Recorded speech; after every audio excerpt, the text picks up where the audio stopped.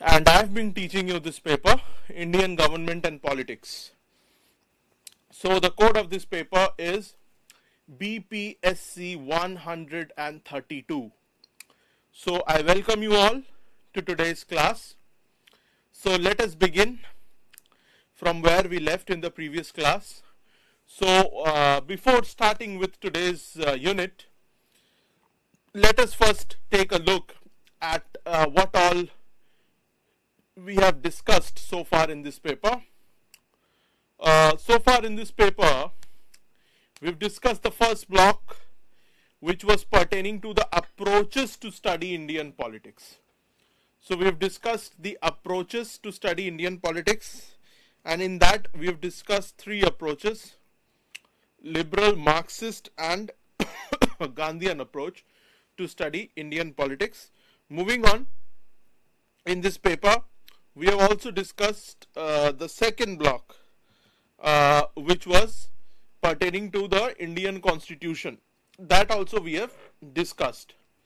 And in the second block, there were basically three units pertaining to the basic features of the Indian Constitution, the fundamental rights that are enshrined in the Indian Constitution, as well as the directive principles of state policy and the fundamental duties enshrined in the Constitution of India. So, in the previous class, we had discussed the third block that was pertaining, that consisted of three units: legislature, executive, and judiciary. And in today's class, we shall be discussing unit 12, which is workers and farmers, of block 4, that is society and politics. And also we shall be discussing unit 13, that is secularism, belonging to the fifth block, which is religion and politics. So let us begin today's class with the unit workers and farmers.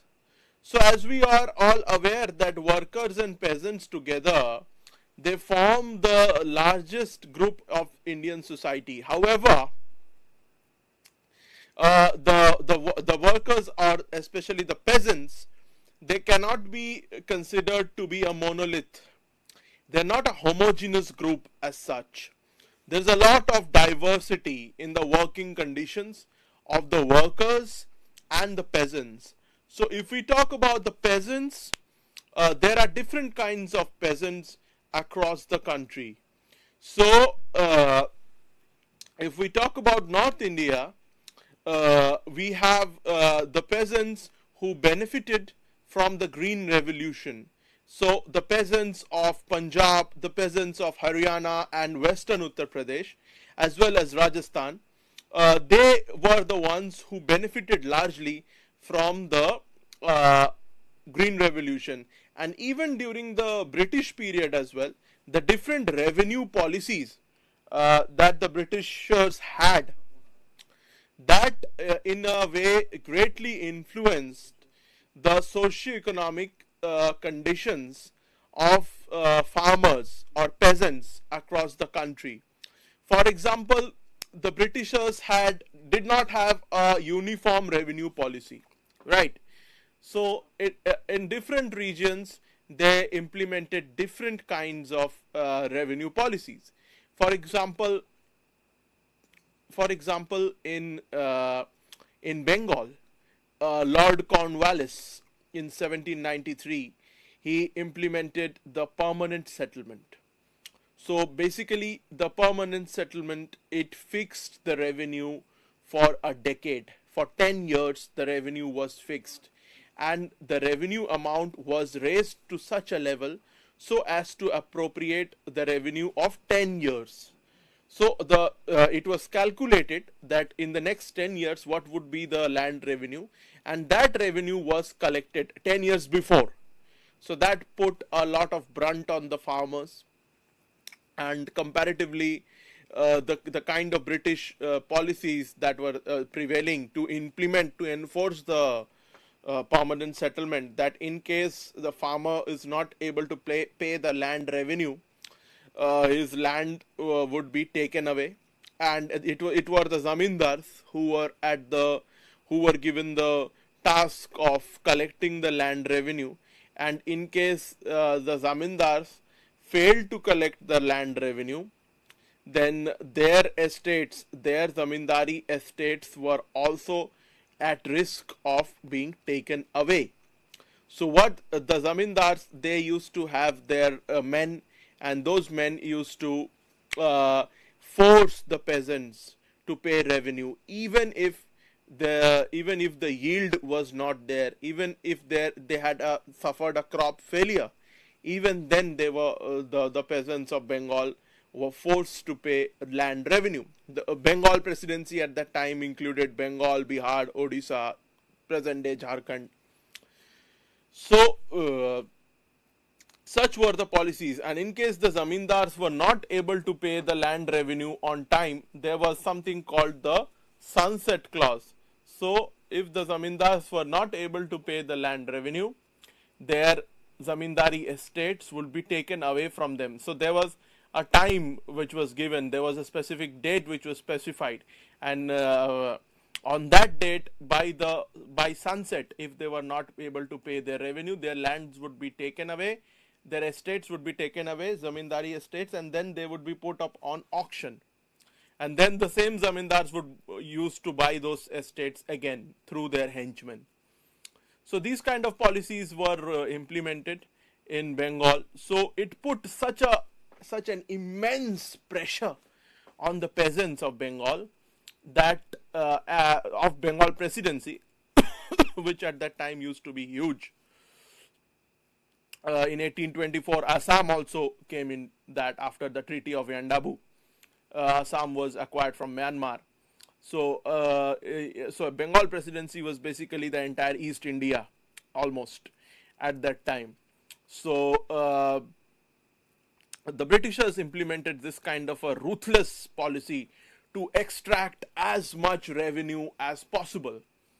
So that policy, what used to happen was that farmers would used to sublet their lands to smaller farmers, and then that smaller farmer would sublet their land to another smaller farmer.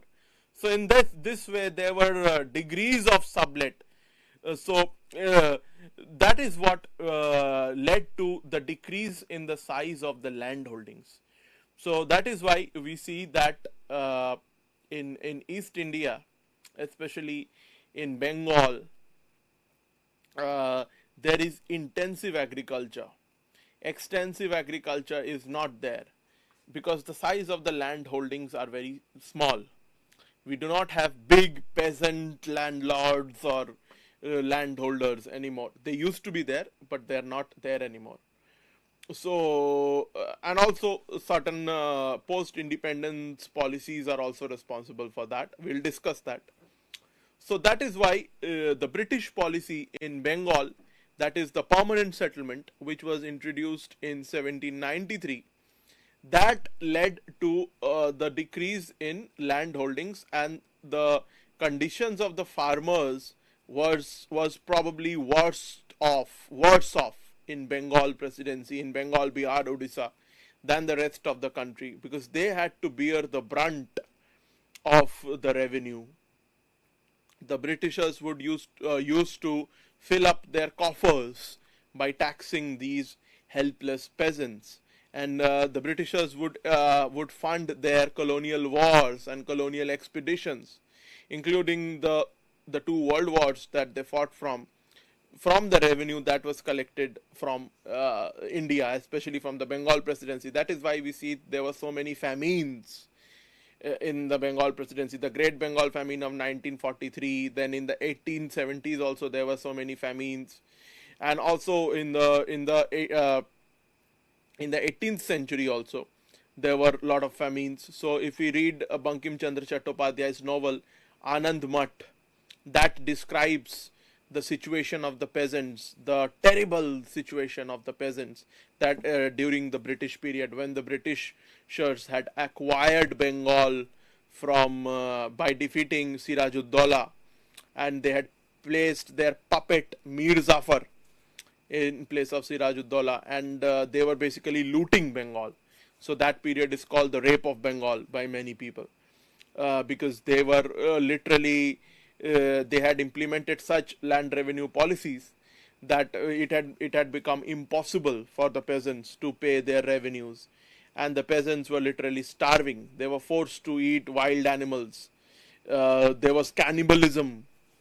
So this kind of a situation has been described in the novel Anand Mat by Bankim Chandra Chattopadhyay.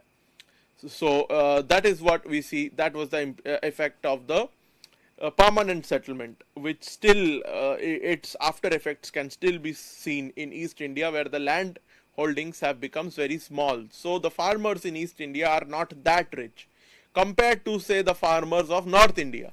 So in North India, especially in Uttar Pradesh and Punjab and all, because Punjab came into the British Empire much later.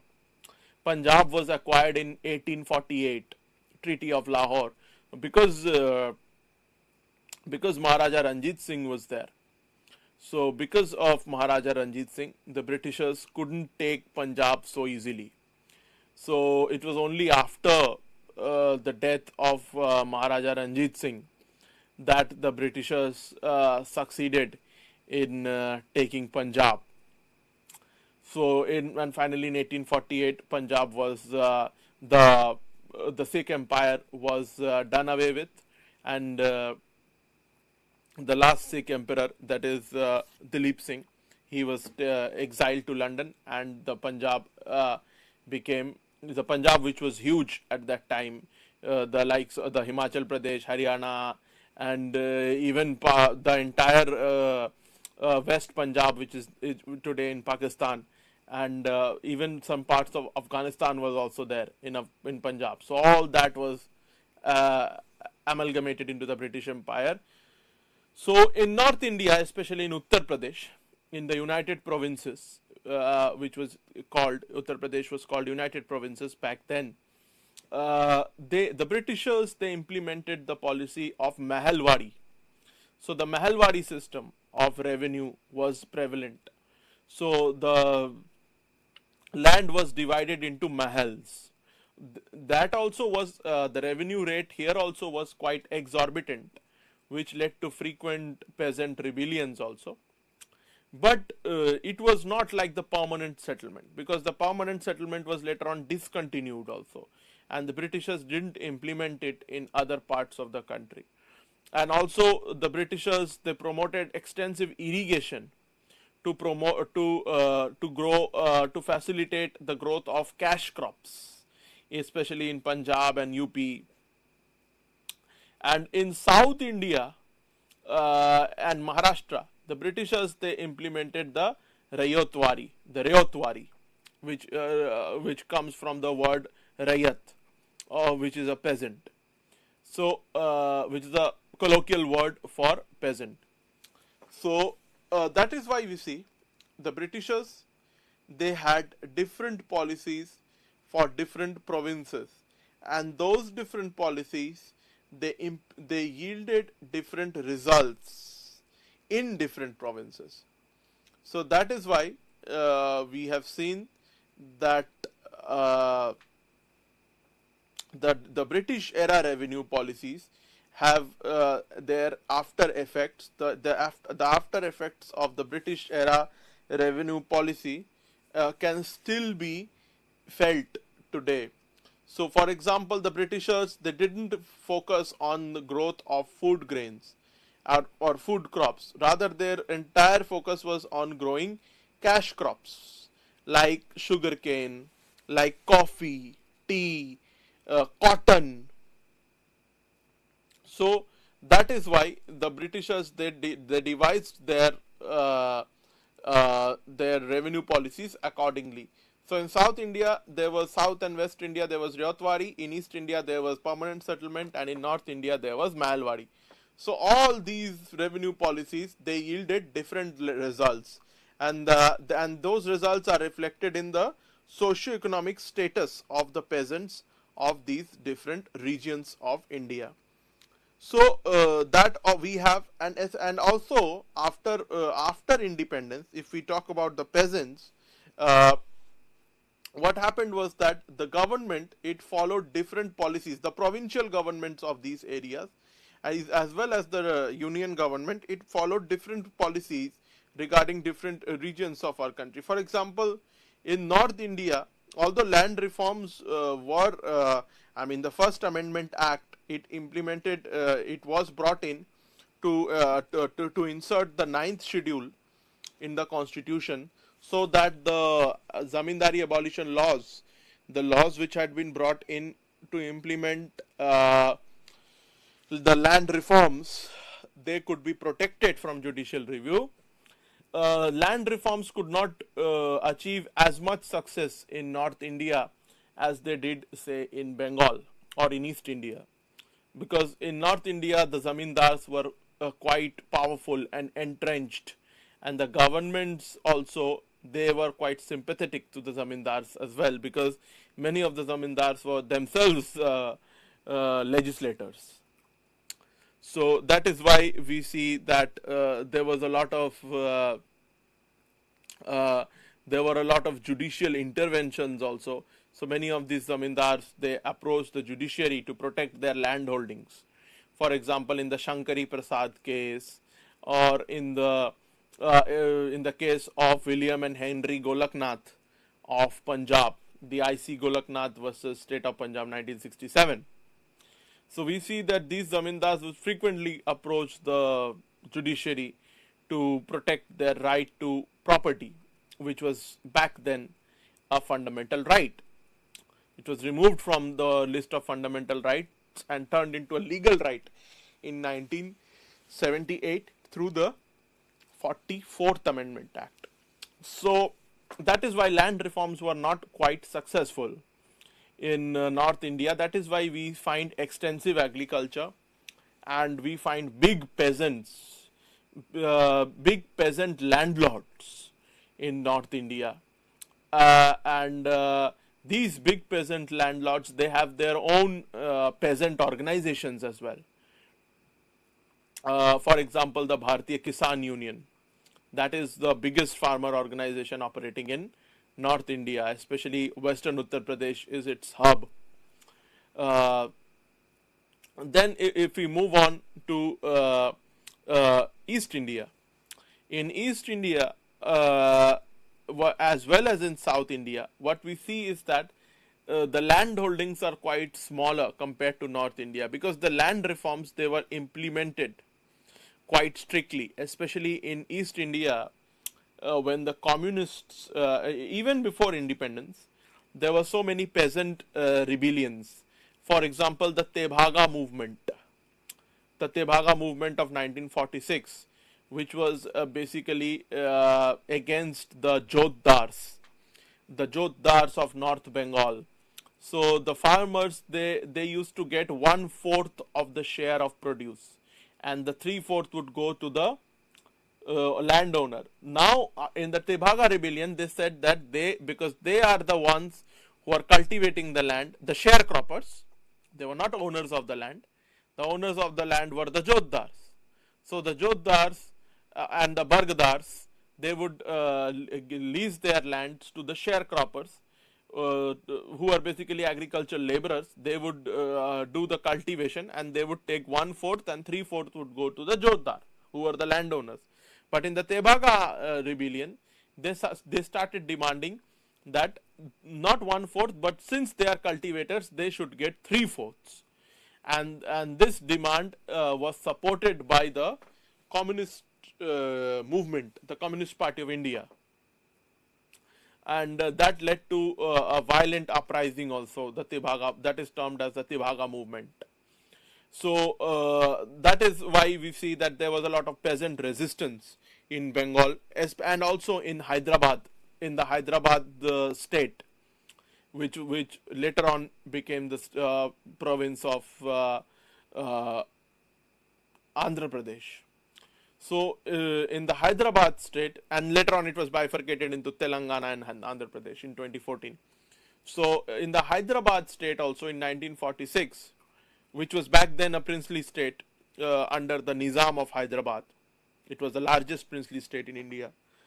We see that there was the Telangana movement. So the Telangana movement was also basically a farmer rebellion, against the landlords, and that was also led by the communists. Also, there were these kind of communist movements in the Travancore Cochin princely state in Kerala, present day Kerala.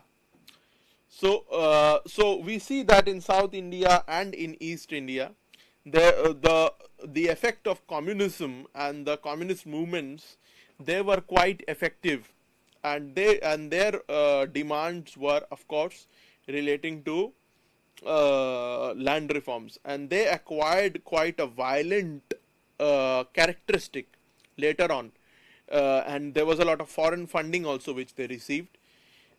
So that metamorphosized into the Naxalite movement or the Maoist insurgency, which still plagues our country. So in the 1970s or the late 1960s, there was this uprising in the Naxalbari area, or Naxalbari Matigara area of North Bengal. So from there, although that uprising was suppressed and the government of India carried out Operation Steeplechase, the Indira Gandhi led Congress government carried out Operation Steeplechase to control the situation and to suppress the Naxalite insurgents. That Naxalite movement or insurgency, it spread to other parts of the country as well, and especially in the tribal areas, and especially amongst the smaller peasants. So it spread to Jharkhand, it spread to Chhattisgarh, it spread to modern day Telangana, Odisha, Andhra Pradesh, Maharashtra, Gadchiroli district. It spread to, so although it was not there as much in South India, but it did spread to a lot of these provinces, and it acquired a very violent characteristic, this Naxalite movement, and later on it has been termed as the Maoist insurgency, and the government has in many ways tackled it, and we are now free of this menace of Maoism or Naxalism. The policies of the government of the present regime have proved to be extremely effective in curbing Maoism and in nipping Maoism at its bud. So in finishing this menace of Maoism, the government's policies have proven to be very effective. So we see that, and also in 1977, when the left front government in Bengal it came to power, it carried out something called Operation Barg, which was aimed at land reforms. So the land holdings, they were acquired by the government, big land holdings in Bengal, by the left front government under Jyoti Basu, and they were then divided into smaller peasants. So that also led to a decrease in the size of the land holding, something that did not happen in North India. So that is what we see, that different forces and different factors have affected the socio-economic status of farmers in India. The Green Revolution, which was initiated by the government of India under the leadership of Srimati Indira Gandhi, where wheat varieties were brought from USA and Mexico, and scientists like Norman Borlaug were architects of this Green Revolution, and also scientists like M.S. Swaminathan, Monkombu Samba Sivam Swaminathan also played a very important role in this, and also the agricultural minister at that time, Chandrasekhar Subramaniam. So they also played a very important part. So the Green Revolution, it benefited mostly the peasants of the North India, especially Punjab, West UP and Haryana. They then became more prosperous. However, the effects of the Green Revolution were not uniform. The Green Revolution led to increase in disparities amongst the peasants. That is why we have different kinds of peasants, and these different kinds of peasants have their different kinds of peasant organizations also. For example, in North India, we have the Bharatiya Kisan Union, which is an organization of the big peasants, the rich peasants, or the peasant landlords, can be termed as, who practice extensive agriculture. Uh, so and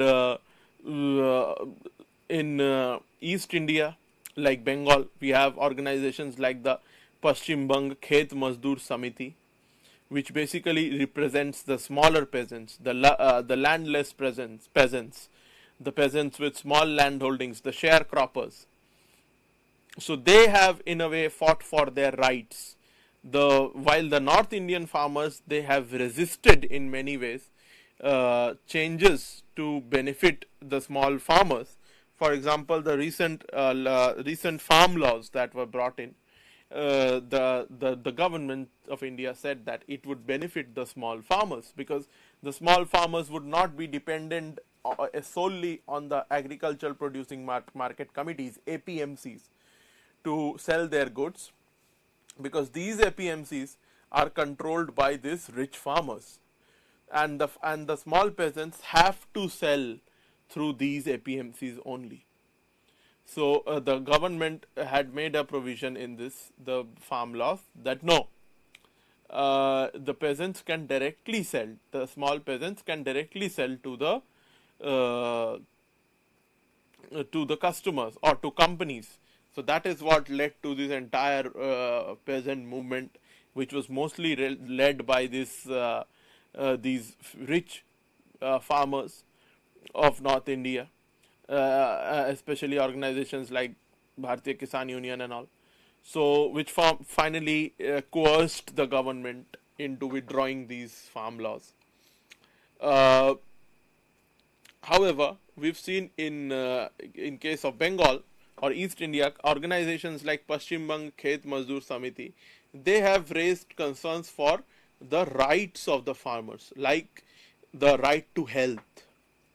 For example, in the Paschim Bang Khet Mazdoor Samiti versus Union of India case 1995, the Supreme Court, it says that right to health is a part of the basics, is a part of the fundamental rights that are enshrined in Article 21 of the Indian Constitution, that is right to life and personal liberty. So right to health is now a part of the right to life and personal liberty, as the Supreme Court delivered its judgment in the 1995 Paschim Bang Khet Mazdoor Samiti versus Union of India case.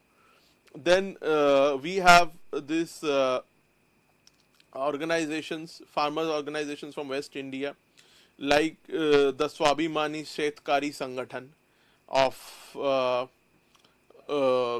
Maharashtra. So different organizations, they have different peasant organizations, they have different demands and different agendas based on the socio-economic conditions in which they operate. So also these peasant organizations like Bharatiya Kisan Union, like Paschim Bang Khet Mazdoor Samiti, like the Swabhimani Shetkari Sangathan, or even the peasant organizations affiliated to political parties like the Bharatiya Kisan Sangh. So all these peasant organizations, they demand, they act basically as pressure groups. They try to influence the policy making, the agricultural policies making of the government, of the province, of the union, as well as the provincial governments in the sphere of agriculture. So these peasant organizations, they basically act as pressure groups in order to influence the government's policies in the sphere of agriculture. So, and wherein these peasant organizations, and because these peasant organizations, they hold a lot of sway and hold a lot of influence over the voters, the governments also many a times have to heed to their advice, or have to in many ways concede their demands. The most recent example was that of the withdrawal of the farm laws, the three farm laws, by the Union government in 2022. So, peasant organizations, they act as pressure groups trying to influence agricultural policy making of the Union as well as the provincial governments. And also we have certain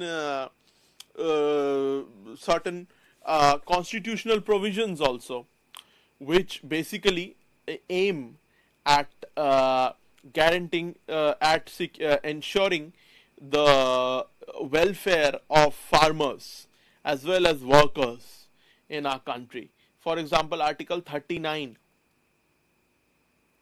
of the directive principles, it states that the operation of the economy should not lead to the concentration of resources or wealth or means of production in the hands of a few to the common detriment.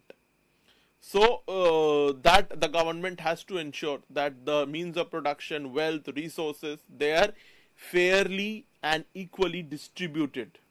They are not held, they are not concentrated in the hands of a few. Then we have Article 48, which basically talks about the prohibition of cow slaughter, and which basically says that it is the duty of the union, it is the duty of the government to organize animal husbandry and agriculture on modern and scientific lines. So these are some of the responsibilities that have been placed on the government to ensure the welfare of the peasants. And also in line with this, the government of India has it gives a minimum support price, or MSP, to the peasants, which is decided by the Cabinet Committee on Economic Affairs. So the Cabinet Committee on Economic Affairs, it decides the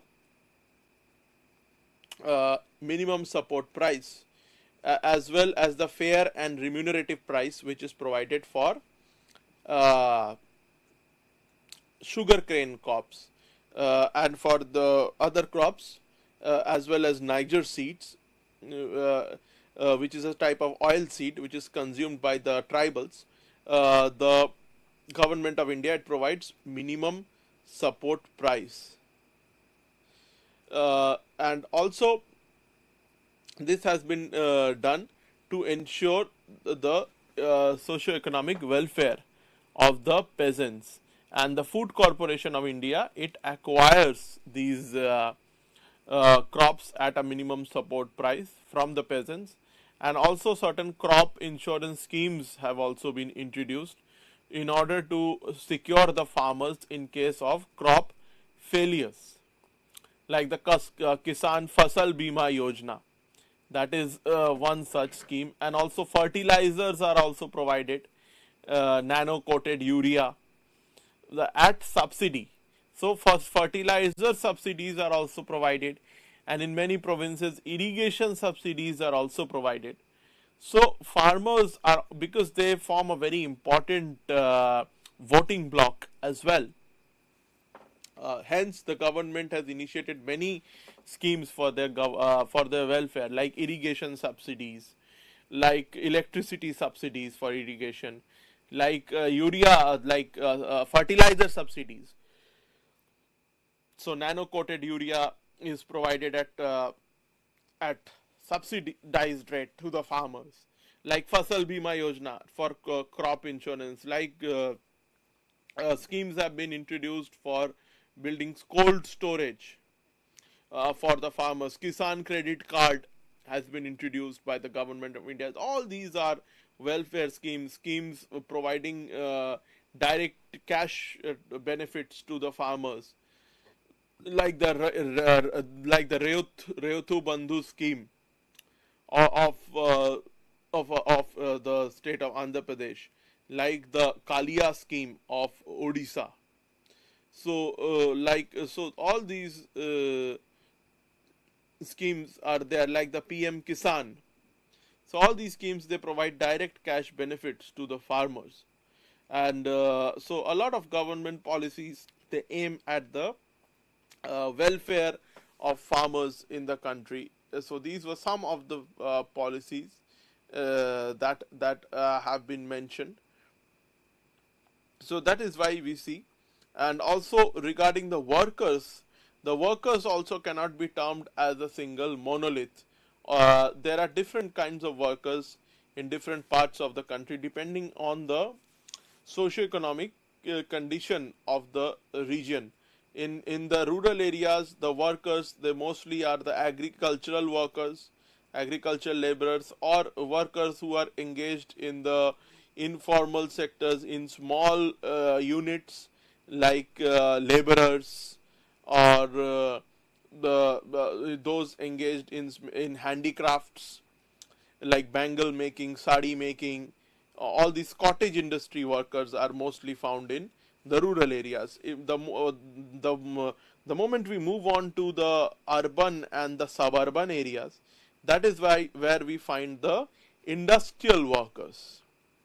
The industrial workers, or the workers who are working in corporate sector, in private companies, and so all these are informal workers, and these informal workers have also been insured and secured by the 3 new labor codes that have been brought in, and that have been further strengthened by the government of India. So these workers of the informal sector also now have insurance, and they have also been accorded certain benefits, and certain benefits which were only available to the workers of the formal sector. And one of the biggest in the urban areas, one of the biggest working block is that of the industrial workers, the industrial laborers, and they have also been a very potent political force, and different political parties have their trade unions to organize these to mobilize these workers, industrial workers. For example, there is the Communist India Trade Union, the CITU, belonging to the Communist Party of India, Marxist. Then there is the Indian National Trade Union Congress, belonging to the Communist Party of India. Then there is the Bharatiya Mazdoor Sangh, affiliated to the BJP, and so there's the Bharatiya Mazdoor Sangh is there. So all these there is the Indian National Congress Trade Union as well. So INTUC, Indian National Trade Union Congress, is also there. So the All India Trade Union Congress, AITUC, it belongs to the Communist Party of India. The Indian National Trade Union Congress belongs to the Indian National Congress. Bharatiya Mazdoor Sangh, affiliated with the BJP. Then there is the Communist India Trade Union, affiliated with the Communist Party of India, Marxist. So all the political parties, almost all major political parties, have their own organizations to mobilize the trade union workers. So to mobilize the trade union workers, for example, Shiv Sena also has its own trade union called the Bharatiya Kamgar Sena. So the Kamgar Sena, which has mobilized the industrial workers of Maharashtra, especially Mumbai. So because these industrial workers, they form a large chunk of the workers, especially in urban and semi-urban areas, That is why political parties have also taken initiative to mobilize these workers and to raise their demands. So these organizations like the Indian National Trade Union Congress, Bharatiya Mazdoor Sangh, All India Trade Union Congress, the Communist India Trade Union, or Bharatiya Kamgar Sena, all these organizations, they basically act as pressure groups. They also influence the policy formulation of the government regarding labor reforms, and regarding the industrial and labor sector.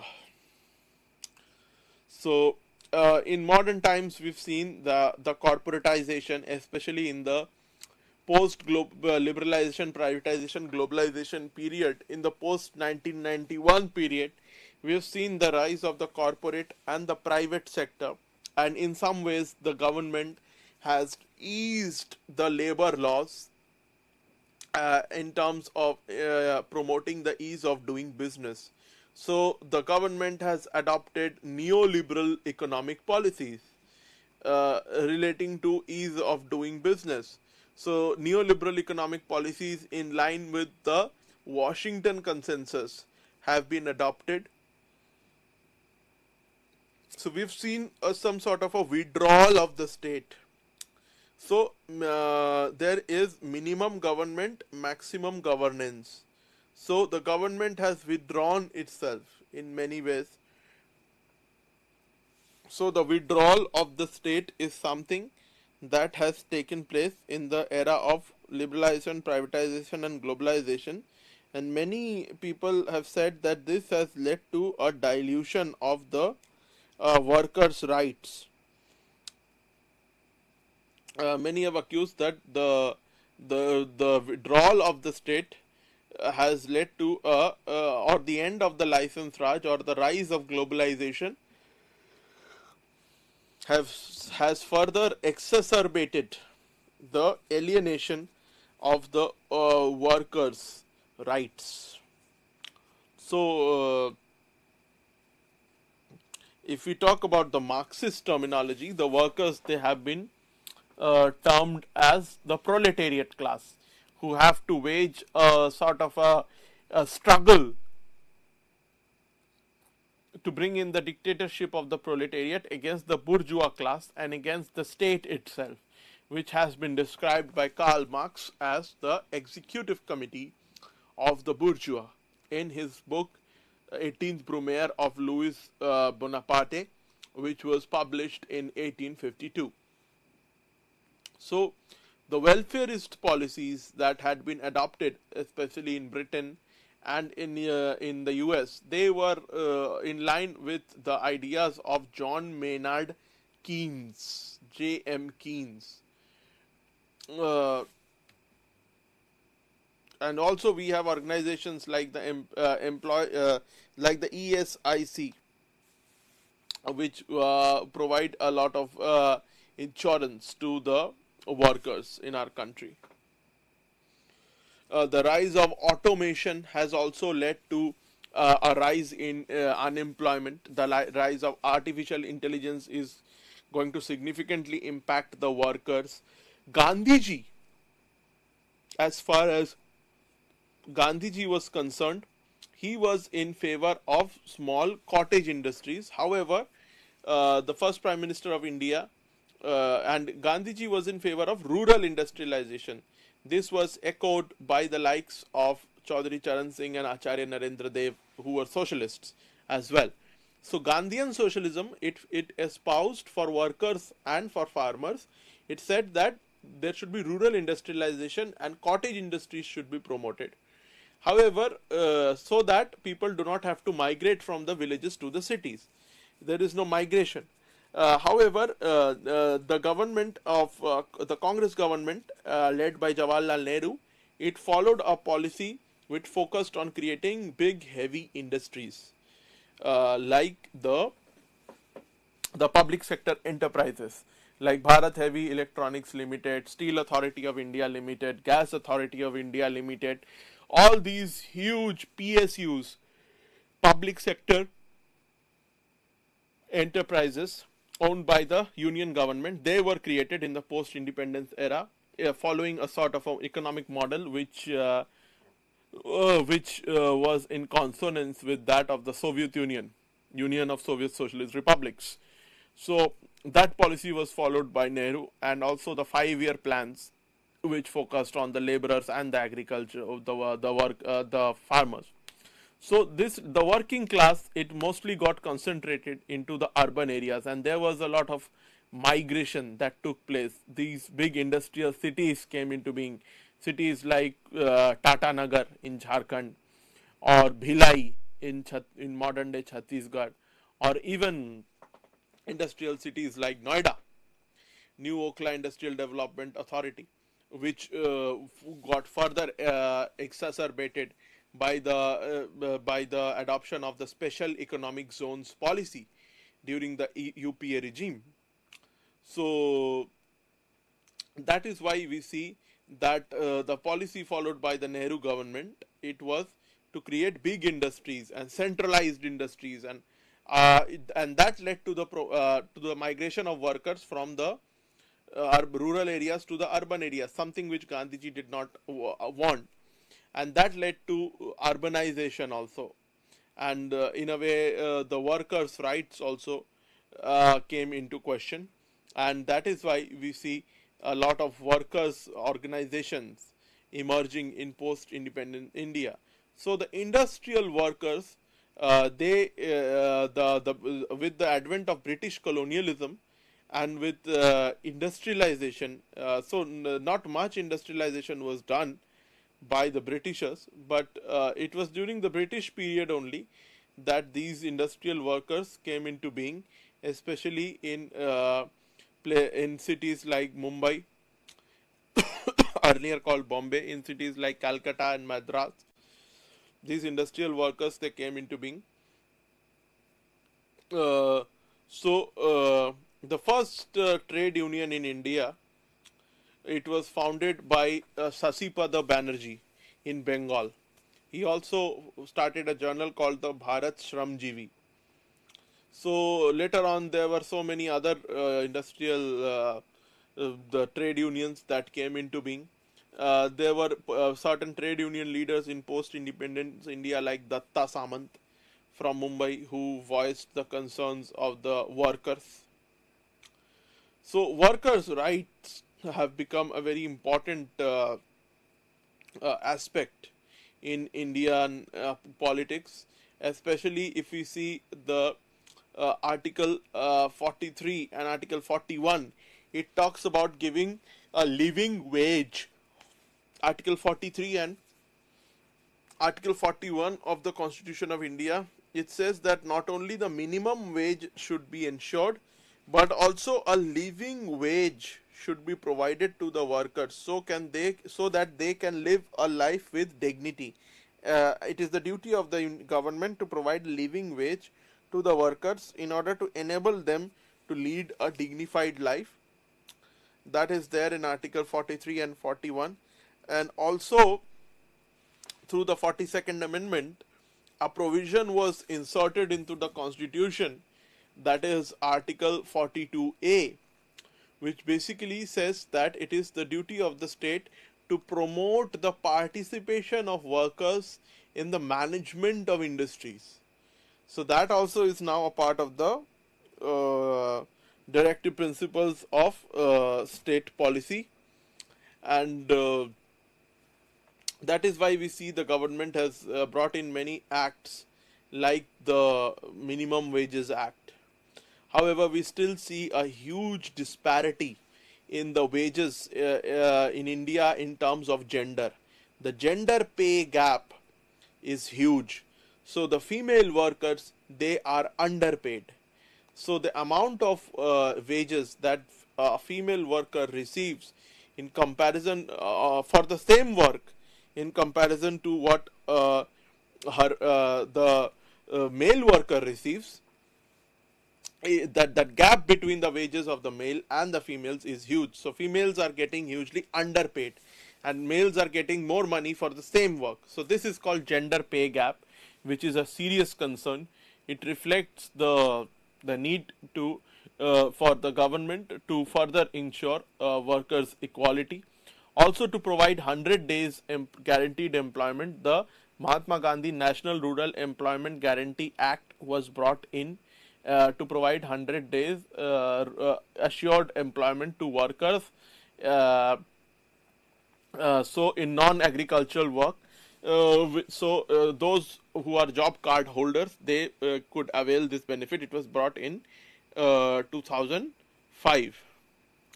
So the workers also form a very important part of the Indian political apparatus.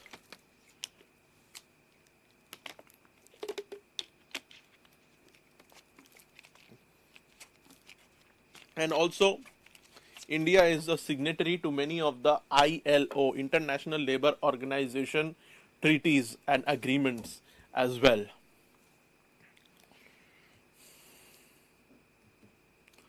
So, we have discussed the workers' movement in the in the British period relating to railways, telegraph, plantation. The plantation workers were the most exploited. Their plight was depicted in the novel Unto This Last, which was written by John Ruskin, and Gandhiji had written was influenced, was very much motivated after reading this book, which he read after he was thrown from the train at the Pietermaritzburg railway station in South Africa. So when he boarded another train and he was going for from Pietermaritzburg to Durban, during that journey he had read this book called Unto This Last, uh, written by John Ruskin, which in a way inspired him to struggle for the rights of the workers in the plantations, and to end the coolie system, which was nothing but a sort of a slavery, and to fight for the rights of the plantation workers, for which he formed the Natal Indian Congress in 1894, and also he started a journal called the Indian Opinion, and also he led the Transvaal Satyagraha in South Africa, and he founded certain settlements like the Tolstoy farm, the Phoenix settlement in South Africa for workers' rights. So we see that the plantations workers were the most exploited. Even in India, they were basically indentured laborers. So they were called Girmitia workers because they were made to basically their fingerprints, because they were illiterate, were taken on agreements which they couldn't even read or comprehend. So such was the plight of workers in the colonial period. Not only under British colonialism, even under Dutch colonialism in Indonesia also, we have seen the plight of the workers. So we have discussed in today's class the workers' movements and the peasants' movements. So thank you so much for joining today's class. Namaste.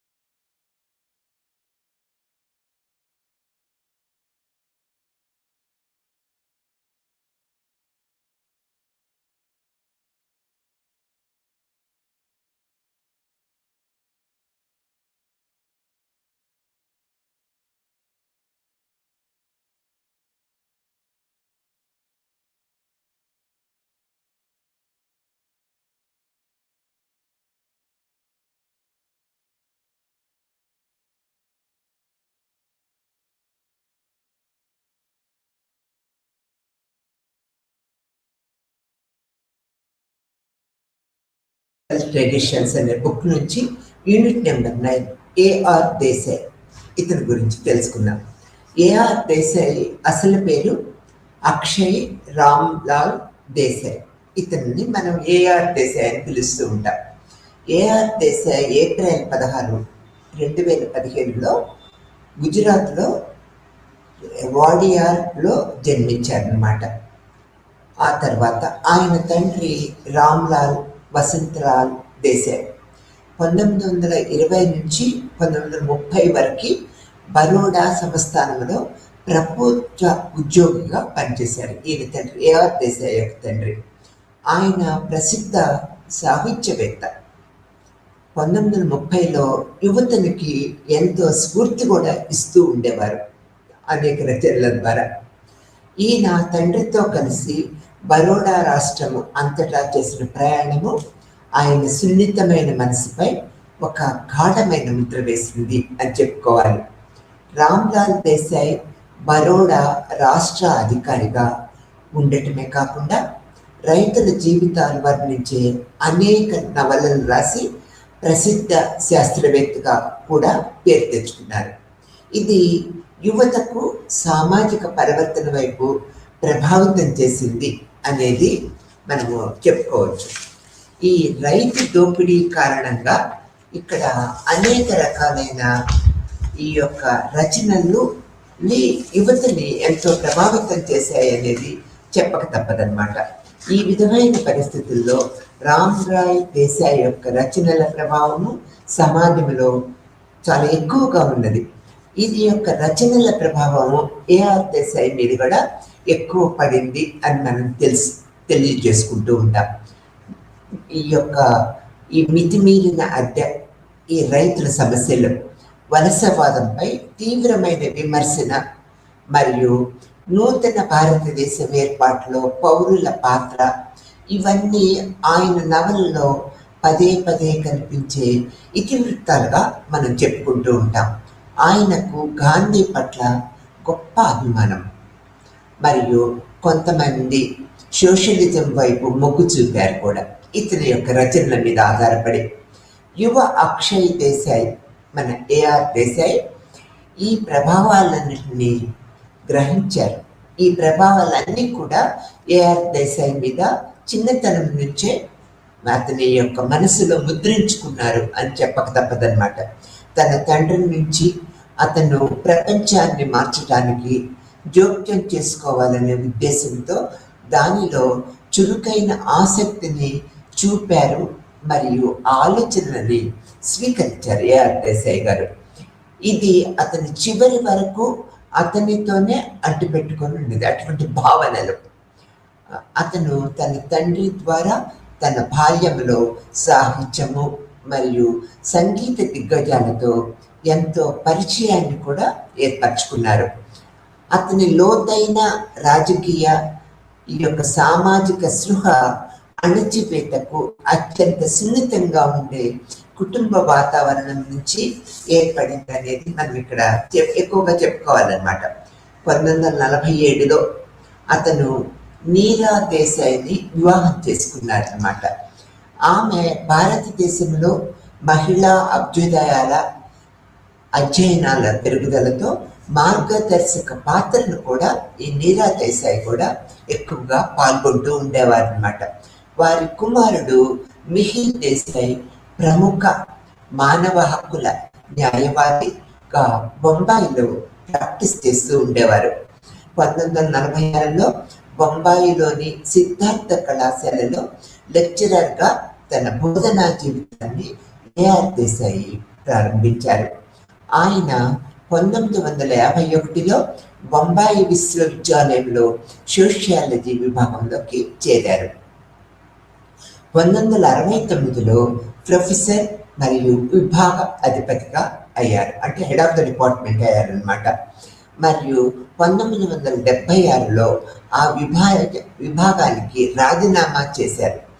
Desai 1973, 75 మరియు 1981, 85లో వరుసగా Indian council of social science రీసెర్చ్లో senior ఫెలోషిప్గా మరియు national ఫెరోరాగా నియమితులయ్యారనేది మనం చెప్పుకోవాల్సిన విషయము. ఇది ఒక ప్రముఖ పద్ధతిగా, అంటే అతను ఒక సోషియాలజీ మీద ఎక్కువ ఆధిపత్యాన్ని కలిగి ఉండటానికి ఈ యొక్క పదవులు ఎంతో ఉపయుక్తంగా ఉన్నాయనేది చెప్పుకోవాలి. తర్వాత 1981లో ఇండియన్ సోషలాజికల్ సొసైటీకి మరియు 1988-90లో గుజరాత్లో సోషలాజికల్ సొసైటీకి అధ్యక్షుడిగా కూడా ఎంతో విలువైన సేవల్ని అందించారు. రాజకీయాల్లో చురుకుగా ఉన్న ఏకైక భారతీయ సామాజిక శాస్త్రవేత్తనే ఆయన్ని మనం ప్రముఖంగా చెప్పుకోవాలి. మరియు వివిధ సమయాల్లో వివిధ ప్రధాన సమంత్రేతర వామనపక్ష రాజకీయ పార్టీల్లో కూడా సభ్యులుగా ఉన్నారు ఏఆర్ దేశాయ్ గారు.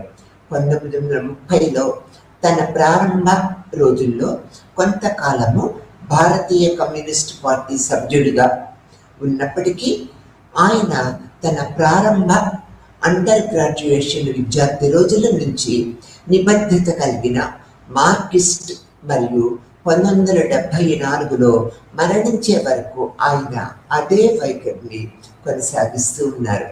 కార్ల్ మార్క్స్ యొక్క భావాలకు ప్రభావితుడై నిరంతరము ఈ రైతుల గురించి, సామాజిక సమస్యల గురించి, అడగారి వర్గాల గురించి నిరంతరము అనేక పోరాటాలు చేశారు. అనేక పరిశోధన గ్రంథాలను కూడా తన పద్ధతిలో మనకి రాశారు అనేది మనం తెలుసుకుంటున్నాము. తన అండర్ గ్రాడ్యుయేట్ విద్యార్థులలో ఆ కాలంలోనే ఆయన రాడికల్ రాజకీయాల వైపు ఎక్కువగా ఆకర్షితులయ్యారు.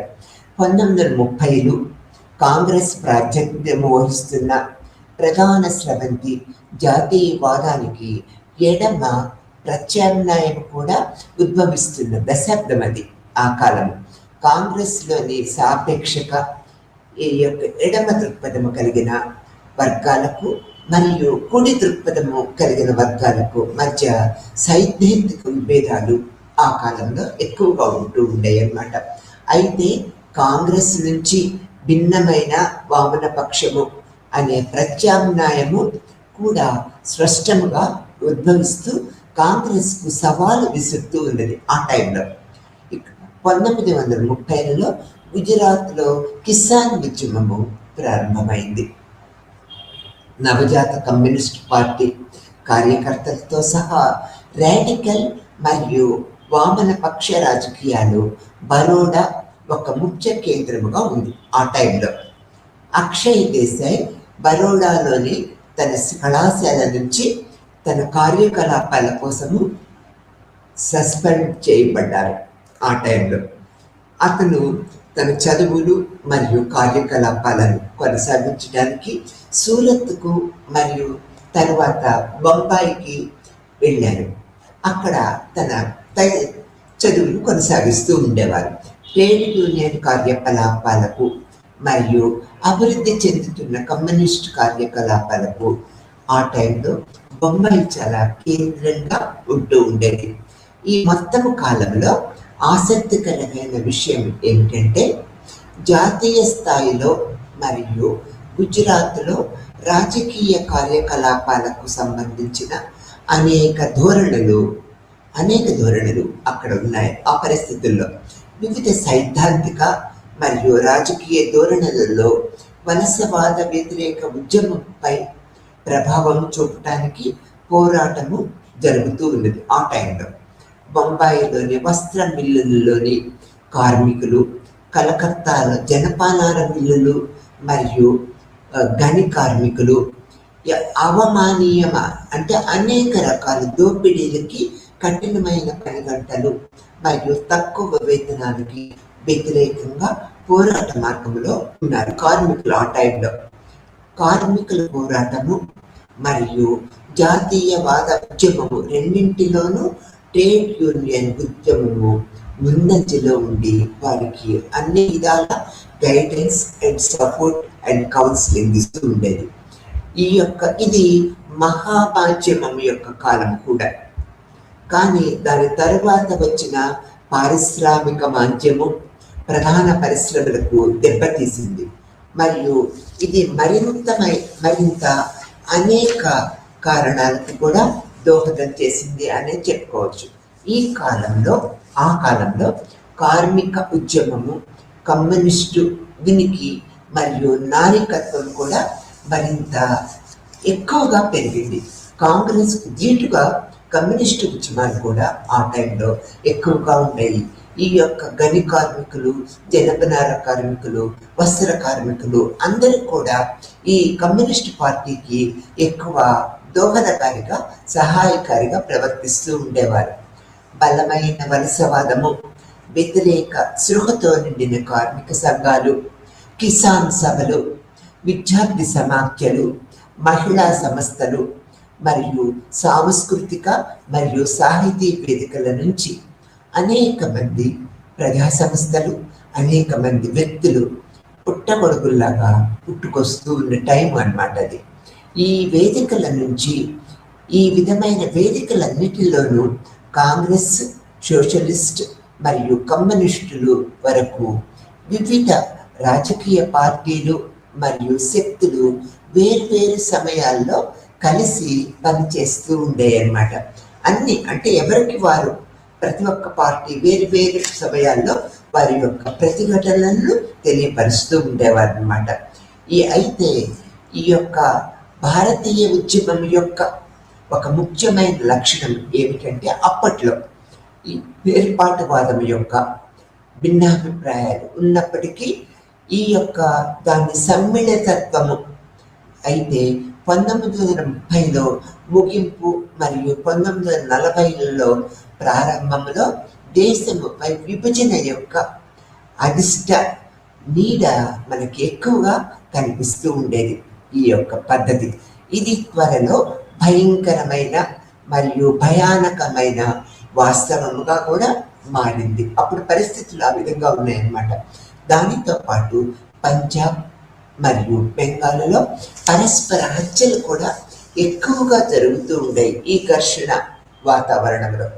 ఇవి ఏ సున్నితమైన యువకుడికైనా సవాలుగాతో కూడిన సమయాలుగా మనం చెప్పుకోవచ్చు.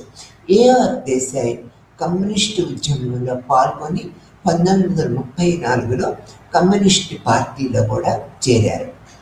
కానీ పార్టీ యొక్క అధికారిక నిర్మాణము ఊపిరి ఆడనట్లు అనిపించిన తర్వాత 5 సంవత్సరాలు క్లుప్త కాలము తర్వాత ఆయన కమ్యూనిస్టు పార్టీని విడిచిపెట్టారు. అంటే ఈ యొక్క మానసిక ఒత్తిడిని ఆయన తట్టుకోలేకపోయారని మనం ఇక్కడ గ్రహించాలి.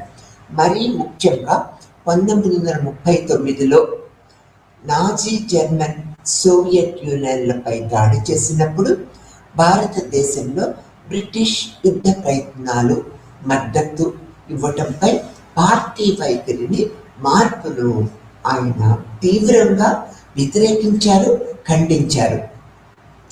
1939లో ఆయన పార్టీకి రాజీనామా చేసిన తర్వాత దేశాయ్ తన మొత్తము బోధనా జీవితంలో పరిశోధన మరియు క్రియాశీలక పద్ధతులను కొనసాగిస్తూ ఉన్నారు. అంటే కమ్యూనిస్ట్ పార్టీ రాజీనామా చేసిన తర్వాత తన జీవిత కాలం అంతా కూడా ఈ యొక్క పరిశోధన, క్రియాశీలతను పెంపొందించుకుంటూ బోధనా వృత్తి మీదే ఎక్కువ కేంద్రీకృతమయ్యారనేది మనం చెప్పక తప్పదు.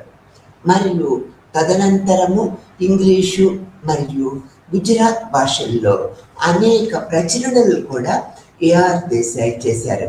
ఇవి సమాజంలో ఉన్న యువతని ఈ యొక్క ఎంతో ప్రభావితం చేసి ముందుకు తీసుకువెళ్ళాయి అనేది చెప్పక తప్పదన్నమాట. తర్వాత కేంద్ర ఆలోచనలు, ఏఆర్ దేశాయ్ యొక్క కేంద్ర ఆలోచనలు ఏ విధంగా ఉన్నాయో ఇప్పుడు మనము తెలుసుకుందాము. మునుపటి విభాగం నుంచి మీరు నేర్చుకునే విధంగా దేశాయ్ రాడికల్ రాజకీయాల్లో విరివిగా పాల్గొన్నారు అనేది మనకు తెలిసిన విషయమే కదా.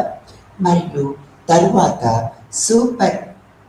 సూరత్లోని జాతీయవాద ఉద్యమంలో చురుకుగా ఉన్న వామనపక్ష మరియు మార్క్సిస్ట్ సమూహాలలో విరివిగా పాల్గొన్నారు.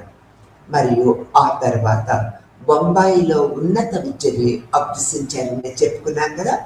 ఊహించిన విధముగా అతని కేంద్ర ఆలోచనలు భారతీయ జాతీయవాదము, సామాజిక మరియు రాజకీయ పరివర్తనలో రాష్ట్ర పాత్ర, అభివృద్ధి మరియు భారత సమాజంపై మార్కియన్ దృక్పథానికి సంబంధించినవిగానే మనం ఇక్కడ గుర్తుపెట్టుకోవాలి. అతని ప్రతి ఆలోచనకు క్రింది ఉపవిభాగాల్లో మనము చర్చించుకున్నాం. ఈ విధంగా కేంద్ర ఆలోచన ఉంటే భారతీయ జాతీయవాదము అప్పుడు ఎలా ఉందో మనం తెలుసుకోవాలి. వాళ్ళు ఇక్కడ ఏఆర్ దేశాయి జీవిత విధానంలో భారతదేశంలో సామాజిక శాస్త్రాలు వేళ్ళూడుకోవటానికి జాతీయవాదము ఒక ప్రధాన అంశంగా మనం ఇక్కడ గుర్తుపెట్టుకోవాలి. మరియు ఇది ఒక ప్రత్యేకమైన నేపథ్యంగా కూడా మనం గ్రహించవలసిన విషయం. ఆయన సామాజిక విచారణలు, భారత సమాజము, భారతీయ ప్రజలు ఎదుర్కొంటున్న ప్రశ్నలు మరియు సమస్యల నుంచి ఉద్భవించాయి. అంటే ఇక్కడ అతని ఆలోచనలన్నీ కూడా ఈ యొక్క భారత ప్రజలు ఎదుర్కొంటున్న ప్రశ్నలు, సమస్యల నుంచి అంటే అభివృద్ధి చెంది అతని యొక్క దృక్పథాన్ని మనము ఈ కేంద్ర ఆలోచన పరిధుల్లో చూడగలుగుతూ ఉంటాము. ఈ యొక్క ఆయన జీవిత కృషిని అంచనా వేసేటప్పుడు ఇది మనము ముఖ్యంగా గుర్తుపెట్టుకోవాల్సిన విషయము. ఆయన రచనలో ఎక్కువ భాగము చారిత్రక భౌతికవాద పద్ధతులపై ఆధారపడి ఉంటాయి. ఎక్కువ అన్ని రచనలు కూడా చారిత్రక భౌతికవాద సిద్ధాంతాలపైనే ఆధారపడి ఉంటూ ఉంటాయి. ఆయన డాక్టరేట్ పరిశోధన అంటే PhD, social background of Indian nationalism. ఆయన యొక్క డాక్టరేట్ పరిశోధన సోషల్ బ్యాక్గ్రౌండ్ ఆఫ్ ఇండియన్ ఈ యొక్క నేషనలిజం అనే దాని మీద చేశారు. ఇది ఎంతో ప్రభావవంతమైన పుస్తకముగా ప్రచురించబడింది. తర్వాత ఆయన రీసెంట్ ట్రెండ్స్ ఇండియన్ నేషనలిజం అనే వేరొక పుస్తకం కూడా రాశారు. అని ఇంకా ఈ రీసెంట్ ట్రెండ్స్ ఇండియన్ నేషనలిజము అప్పుడున్న సమకాలీన రాజకీయ, ఆర్థిక, సామాజిక పరిస్థితులు, ప్రజల యొక్క సామాజిక పరిస్థితులు భారతదేశంలో ఎలా ఉన్నాయనేది ఈ రీసెంట్ ట్రెండ్స్ ఇన్ ఇండియన్ నేషనలిజము మనకు కళ్ళకు కట్టినట్లుగా తెలియపరుస్తూ ఉంది. మొదట ఆయన డాక్టరేట్ పరిశోధన చేసిన ఈ పరిశోధన 1946లో ప్రచురించబడింది.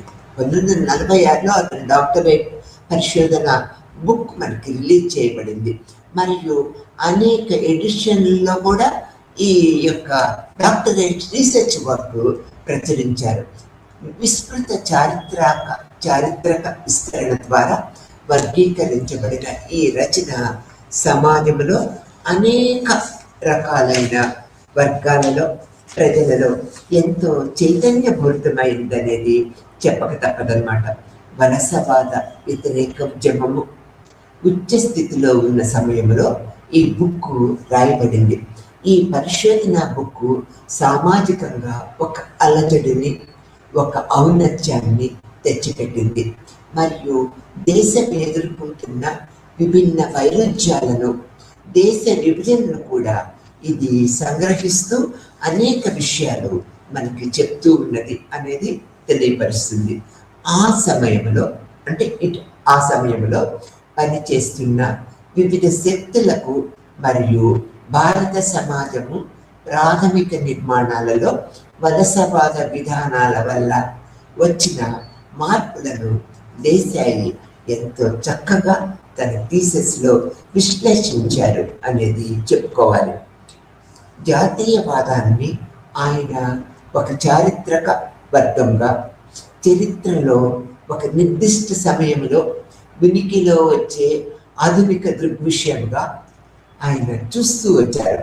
భారతదేశంలో భారతీయ ప్రజలు బ్రిటిష్ సామ్రాజ్యం యొక్క రాజకీయ వ్యక్తులుగా ఉన్నప్పుడు ఇది నిష్పాక్షిక కారకాలు మరియు ఆత్మాశ్రయ కారకాల కలయిక ఫలితముగా ప్రారంభ కదలికలు తలెత్తినప్పటికీ అది శతాబ్దం చివరి భాగము వరకు నిర్దిష్ట రూపాన్ని తీసుకువచ్చింది.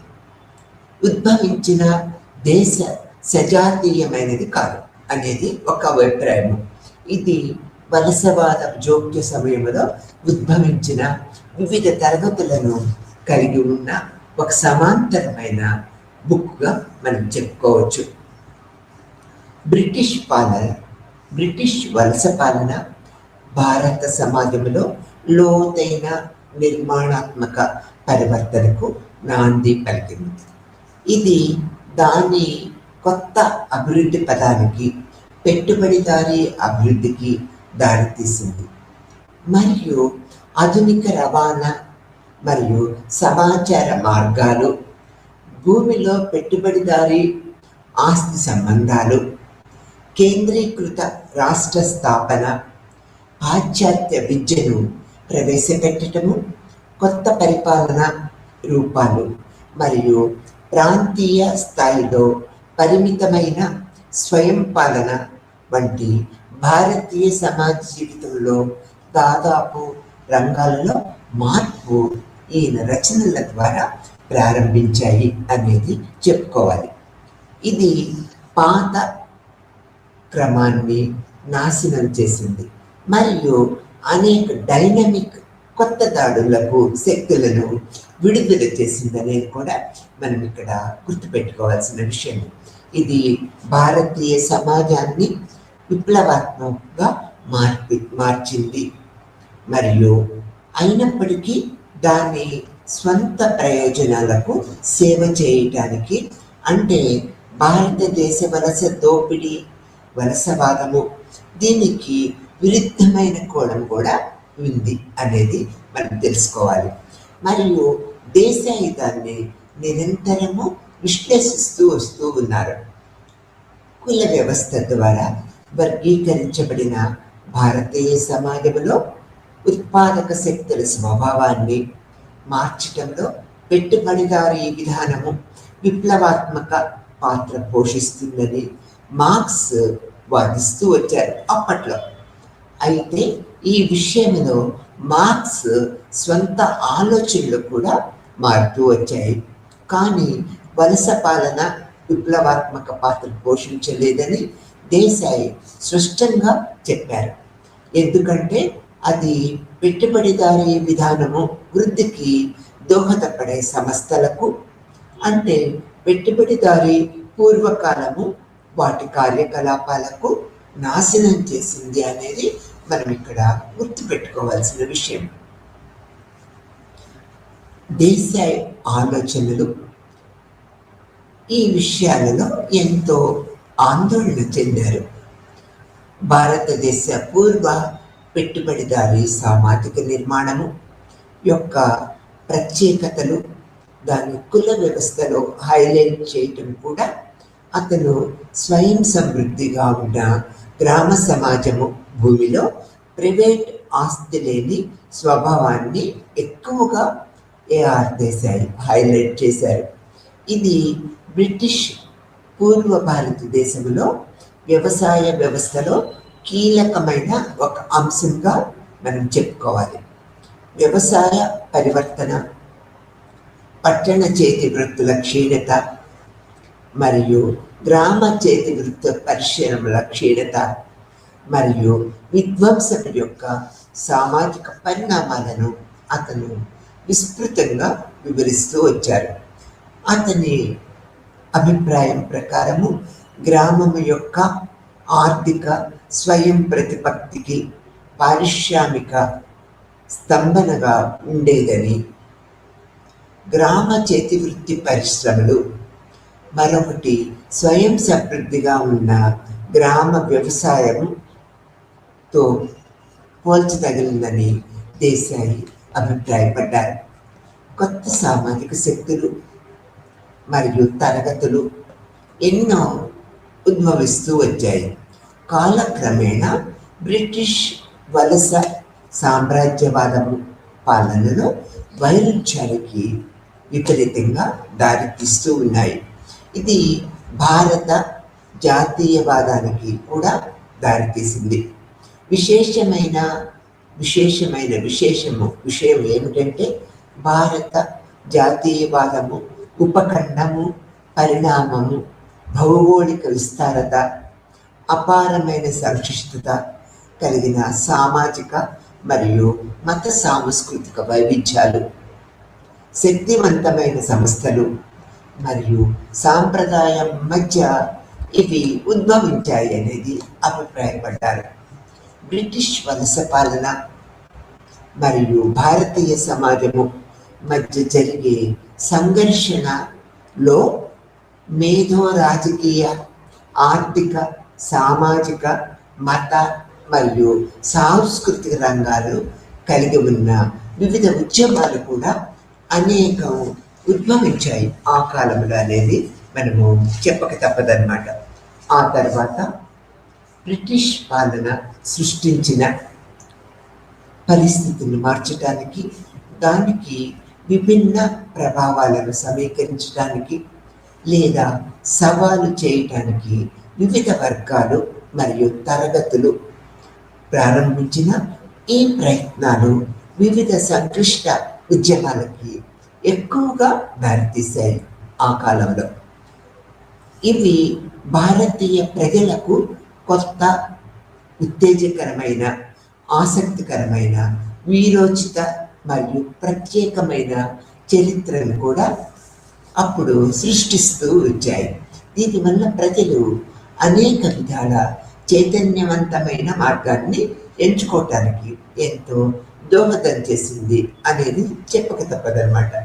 భారత జాతీయవాదంలో వివిధ దశలు ఉన్నప్పటికీ 1918లో గాంధీ నాయకత్వంలో ప్రారంభమైన చివర దశ జాతీయ ఉద్యమానికి ఎంతో కీలకమైనది, ప్రముఖ పాత్ర వహిస్తుంది అని చెప్పుకోవాలి.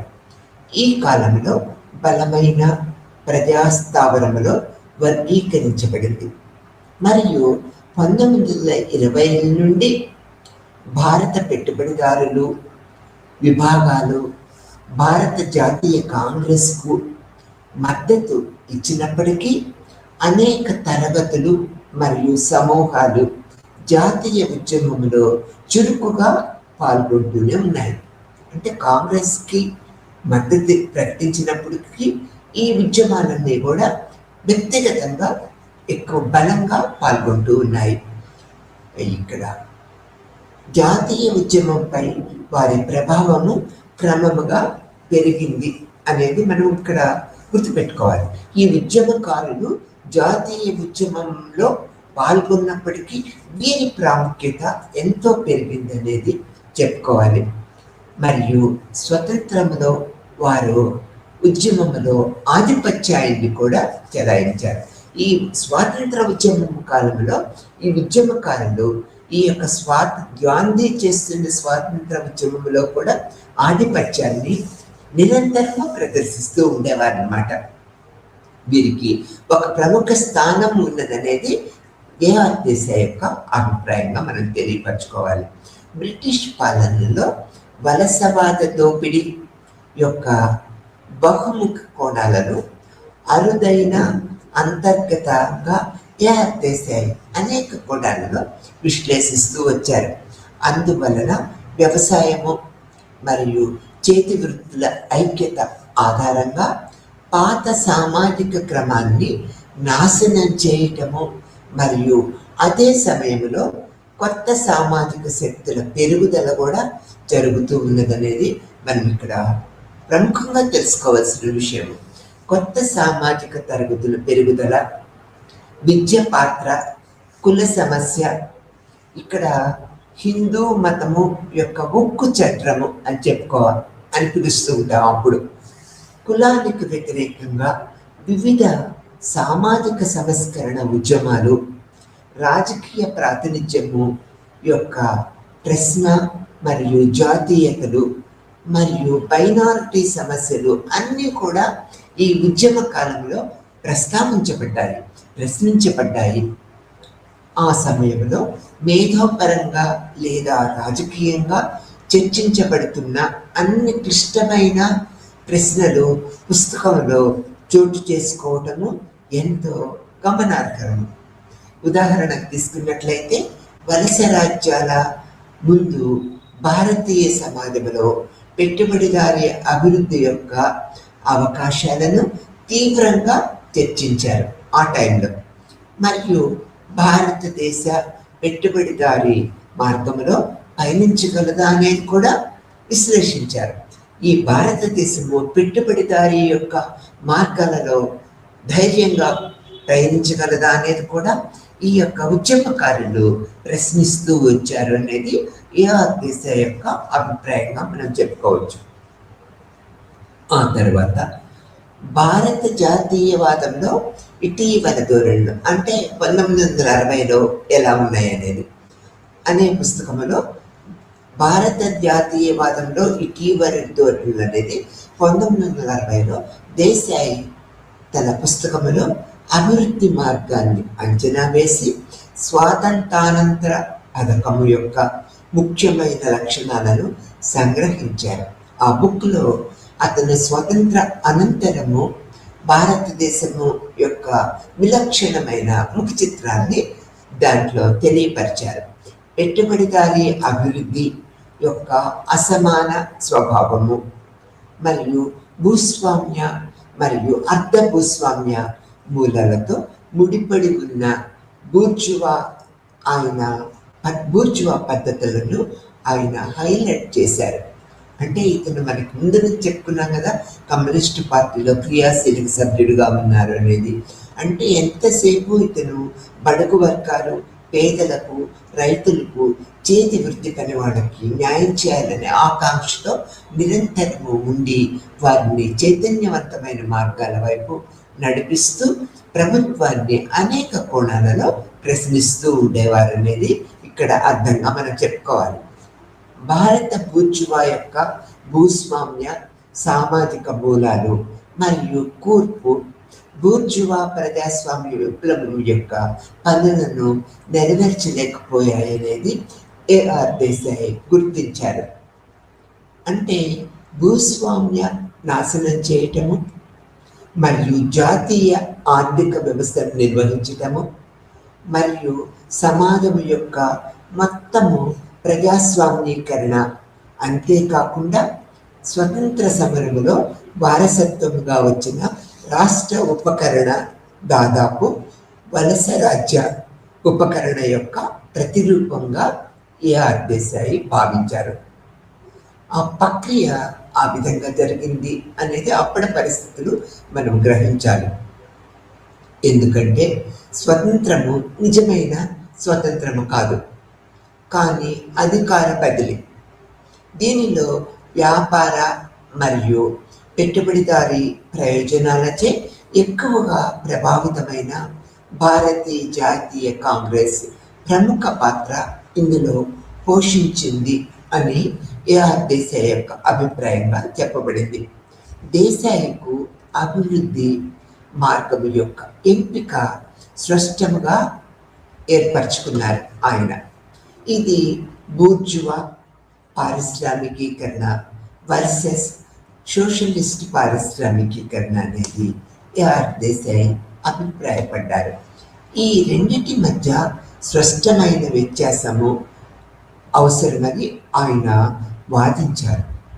ఎందుకంటే ఇది గుణాత్మకంగా భిన్న రకాల సామాజిక, సంస్థాగత, సైద్ధాంతిక మరియు సాంస్కృతిక నమూనాలకు దారితీస్తూ ఉంటుంది. తద్వారా సమాజం యొక్క నిర్మాణ నమూనా రకము ఈ విధంగా ఉంటుంది అనేది దేశాయ్ అభిప్రాయాన్ని వ్యక్తం చేశారు. స్వతంత్రానికి పూర్వకాలంలో వలసవాదము మరియు జాతీయవాదము అనేవి భావనలు మరియు కార్యాచరణ రంగాలుగా దేశాయ్ మేధో మరియు రాజకీయ నిశ్చితార్థం కేంద్రంగా మనోభావాలను ఏర్పరచుకున్నారనేది మనము ఇక్కడ చెప్పుకోవాలి. స్వతంత్ర అనంతరము సంవత్సరాలలో అది రాష్ట్ర లక్షణము మరియు అభివృద్ధికి మార్గదర్శకంగా ఏర్పడ్డాయి స్వతంత్ర అనంతరం. అటువంటి పద్ధతులు మనము భారతదేశంలో నిరంతరము చూడగలుగుతూ ఉంటాము. తర్వాత భారతదేశంలో పెట్టుబడిదారీ పరివర్తన రాష్ట్రం యొక్క పాత్ర ఏ విధంగా ఉన్నాయనేది ఏఆర్ దేశాయ్ యొక్క అభిప్రాయాల్లో మనం తెలుసుకున్నాం.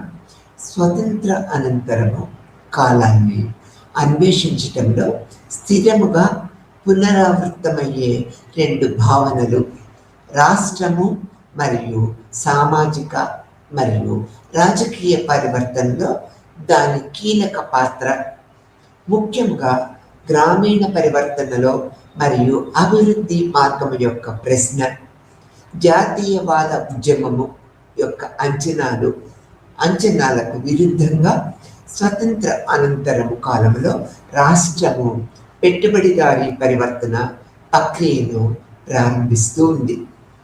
చారిత్రాత్మక పద్ధతి అంతటా అతని పనికి కేంద్రంగా ఉన్నది అనేది మనం తెలుసుకున్నాము. ఆయన మార్కియన్ చారిత్రక పద్ధతి అభివృద్ధి చేసి social background of Indian nationalism అనే రచనలు మరియు తర్వాత రచనలు రాష్ట్రం యొక్క వర్గ లక్షణము మరియు సమాజము వర్ణించే తరగతుల స్వభావము మరియు రాష్ట్రము వాటి సంబంధాలపై దృష్టి సారించిన అతని రచనకు మధ్య కొనసాగింపుగా ఉంది అనేది కూడా ఆ బుక్ ద్వారా మనము అనేక విషయాలు తెలుసుకుంటున్నాము. రాష్ట్రం యొక్క పాత్రలను తెలుసుకుంటూ ఉన్నాము. ముఖ్యంగా ఆయన స్వతంత్ర అనంతరము అభివృద్ధి మార్గము యొక్క మూలాలను, జాతీయవాద ఉద్యమం యొక్క ఫలము మరియు ఉద్యమంపై పెట్టుబడిదారీ వర్గం యొక్క ఆధిపత్యము మరియు ప్రభావము మరియు జాతీయ ఉద్యమము సమయంలో చేసిన ఎంపికలను కూడా ఏఆర్ దేశాయ్ అనేక కోణాలలో గుర్తిస్తూ వచ్చారు.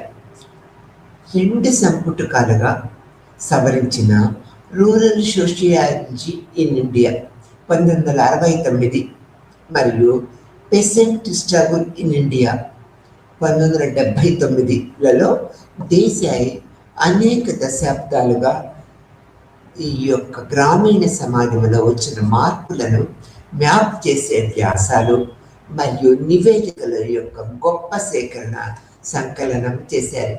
ఇవి ఇప్పటికి కూడా మనకి ఆర్థిక వ్యవస్థకి ఒక మూల పద్ధతులుగా మనం చెప్పుకోవాలి. భారతదేశంలో రైతు పోరాటాలు అనే సంపుటికలో 20వ శతాబ్దంలో ఎరిక్ వోల్స్ పెసెంట్ వాల్స్ యొక్క చారిత్రాత్మకంగా ముఖ్యమైన పనిని హైలైట్ చేస్తూ ఏఆర్ దేశాయి సాంప్రదాయ రైతులు సాంప్రదాయేతర మానవ శాస్త్రము అనే వ్యాసములో రైతుల యొక్క పాత్రను ఆయన ఏఆర్ దేశాయ్ గారు విశ్లేషాత్మకముగా విమర్శాత్మకముగా విశ్లేషించారు అనేది చెప్పుకోవాలి. ఒక అద్భుతమైన పరిచయంలో దేశము ప్రారంభించిన ప్రాథమిక సామాజిక ఆర్థిక విధానాలు మరియు ప్రక్రియలను ప్రత్యేకంగా రైతులపై వాటి ప్రభావంపై దృష్టి సారించడానికి దేశాయ్ శతాబ్దాలు మరియు ప్రాంతాలలో అన్ని విషయాలను అల్లారు. స్వతంత్రం తర్వాత మొదటి 3 దశాబ్దాలలో అన్ని విషయాలు మనకు చెప్తూ రాష్ట్ర గ్రామీణ సమాజ పరివర్తనపై దృష్టి సారించింది. రాష్ట్రము అమలు చేసిన విధానాలను దేశాయ్ విశ్లేషిస్తూ ఎన్నో రకాల సంపుటికాలు వ్యాసాలు రాశారు. దీనిలో ప్రథమంగా ఈ యొక్క పెట్టుబడిదారీ విధానము ముందు నుంచి పెట్టుబడిదారీ విధానము వ్యవసాయ ప్రభుత్వ జోక్యము కారణముగా రూపాంతరం చెందింది అని, వ్యవసాయ విధానం యొక్క లక్ష్యము పరాన్నజీవి భూస్వామ్యాన్ని మరియు హాజరు కాని మధ్యవర్తులను జమీందారులను తొలగించటము మరియు దాని స్థానంలో రాష్ట్రంలో నేరుగా అనుసంధానించబడిన వ్యవసాయ పెట్టుబడిదారులు, ధనిక రైతులు మరియు మధ్యతరగతి రైతు యజమానులు తరగతి సృష్టించటము. ఇది ఒక ప్రక్రియగా అప్పుడ పరిస్థితుల్లో ఏర్పడింది. ఇది అభివృద్ధి కార్యకలాపాలను మరియు భూ చట్టాల ద్వారా సాధించడంలో ఇది రైతుల మధ్య విభేదాలకు దారితీసింది. వ్యవసాయ పెట్టుబడిదారులు, ధనిక రైతులు మరియు అదే సమయంలో పేదరికము, ఆకలితో భూమి లేని గ్రామీణ శ్రామిక వర్గము ఆవిర్భవించిందనేది కూడా ఏఆర్ దేశాయి తన నివేదికలలో పొందుపరిచారు. ఆ తర్వాత శ్రామిక అభివృద్ధి మార్గము ఎలా ఉంది, శ్రామిక వర్గానికి ఈ అభివృద్ధి మార్గము ఎలా దోహదం చేసిందో మనము ఏఆర్ దేశాయి యొక్క అభిప్రాయాలని తెలుసుకుందాం. దేశాయి తన రచనల అన్నింటిలోనూ నిరంతరము పునరావృతమయ్యే ఒక ప్రధాన ఆందోళన అభివృద్ధి మార్గం. ఆయన ఈ ప్రశ్నకు స్వతంత్ర అనంతరము కాలంలో దేశము ఎదుర్కొన్న వివిధ సమస్యలను అనుసంధానించారు.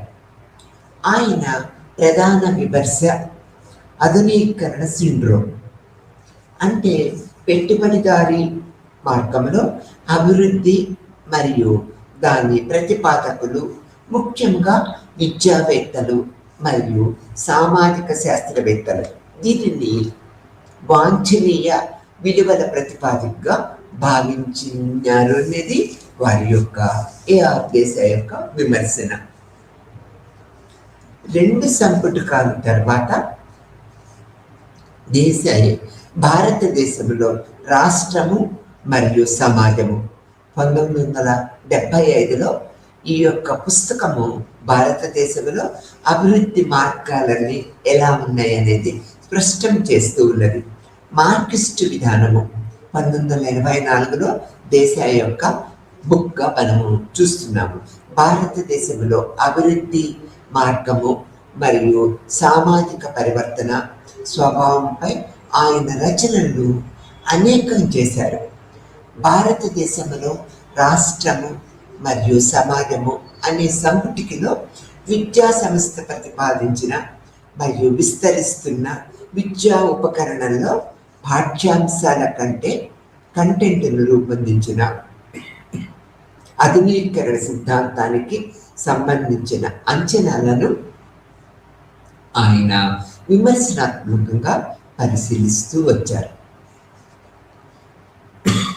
ప్రసిద్ధ సాంప్రదాయ ఆధునికత సిద్ధాంతము ప్రధాన సబంతి విద్యావేత్తలలో ఆధిపత్యం చెలాయించిన ఆధునీకరణ సిద్ధాంతంలో ఒక ముఖ్యమైన మరియు భాగమని, అది రాష్ట్రం అనుసరించే పెట్టుబడిదారీ అభివృద్ధి మార్గాన్ని సమర్థవంతంగా మభ్యపెడుతుందని ఏఆర్ దేశాయి వాదించారన్నమాట.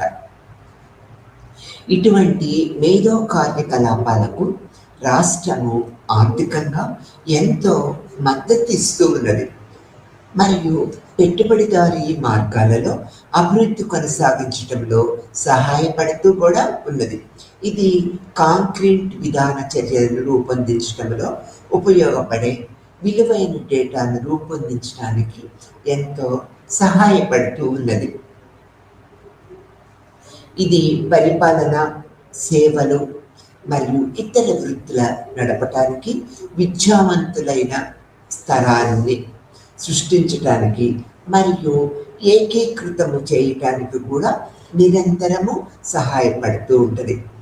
మరింత ముఖ్యముగా యువతరాన్ని ఒక నిర్దిష్ట మూసలో సాంఘీకరించటంలో ఇది ఒక సైద్ధాంతిక సాధనంగా ఉపయోగపడుతూ ఉన్నదనేది కూడా ఏఆర్ దేశాయి అభిప్రాయపడ్డారు.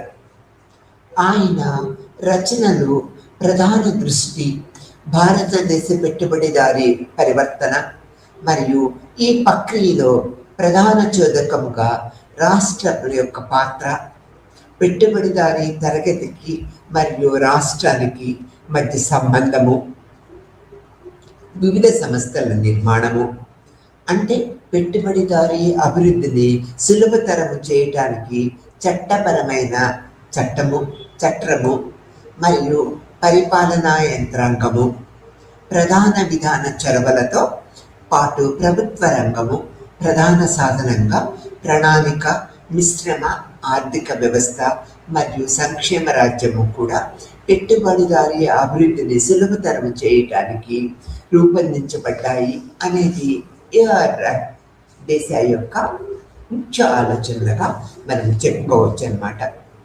తర్వాత సంపుటి Indian path of development, a Marxist అప్రోచ్లో ఆయన భారతదేశంలో మార్కిజం ఆచరణలో మరియు కమ్యూనిస్ట్ పార్టీల సిద్ధాంతము మరియు ఆచరణలతో తీవ్రంగా పాల్గొంటూ వచ్చారన్నమాట. కమ్యూనిస్టు పార్టీలపై ఆయన విమర్శన యొక్క ప్రధాన దృష్టి 2 దశల విప్లవం అంటే ప్రజాస్వామ్య దశ యొక్క విమర్శన కూడా ఎంతో చెప్పుకోదగ్గ విషయముగా మనము చెప్పుకుంటూ ఉంటాము. బూర్జువా ప్రజాస్వామ్యము పనులు పూర్తవుతాయి మరియు తర్వాత సోషలిస్ట్ దశ వస్తుందని, దీనికి అనుగుణంగా సామాజిక శక్తుల యొక్క విభిన్న పొత్తులు అవసరమని మునుపటి ప్రగతిశీల జాతీయ బూర్జువా విభాగాలతో పొత్తును ఊహించింది. దీనితో పాటు ఏఆర్ దేశాయ్ సోషలిజానికి శాంతియుత మరియు పార్లమెంటరీ మార్గం యొక్క సిద్ధాంతాన్ని తీవ్రంగా వ్యతిరేకించాడు మరియు విమర్శించాడు అనేది చెప్పుకోవాలి. దేశాయ్ ప్రకారము కీలక ప్రశ్న ఏమిటంటే, పెట్టుబడిదారీ సామ్రాజ్యవాద దశలలో ముఖ్యంగా అక్టోబర్ విప్లవం తర్వాత వెనుకబడిన ప్రాంతంగా రైతు దేశంలో విప్లవం యొక్క స్వభావం ఎలా ఉండాలి? భారతదేశం వంటి దేశాలలో బూర్జువా వర్గము ఆర్థిక వ్యవస్థను మరియు సమాజాన్ని వలస రాజ్యాలు అభివృద్ధి వెసులుబాటుతనం నుంచి బూర్జువా అభివృద్ధి దశకు కూడా తరలించలేనంతగా బలహీనంగా ఉందని ఆయన దృఢంగా ప్రకటించారు. అందువల్ల అట్టడుగు గ్రామీణ శ్రామిక వర్గంలోని విభాగాలతో కలిసి కార్యవర్గము, కార్మిక వర్గము నాయకత్వంలో బూర్జువా ప్రజాస్వామ్య పనులను పూర్తి చేయటానికి సోషలిస్ట్ విప్లవము ఎంతో అవసరమని ఏఆర్ దేశాయ్ తన అభిప్రాయాన్ని వ్యక్తం చేశారన్నమాట.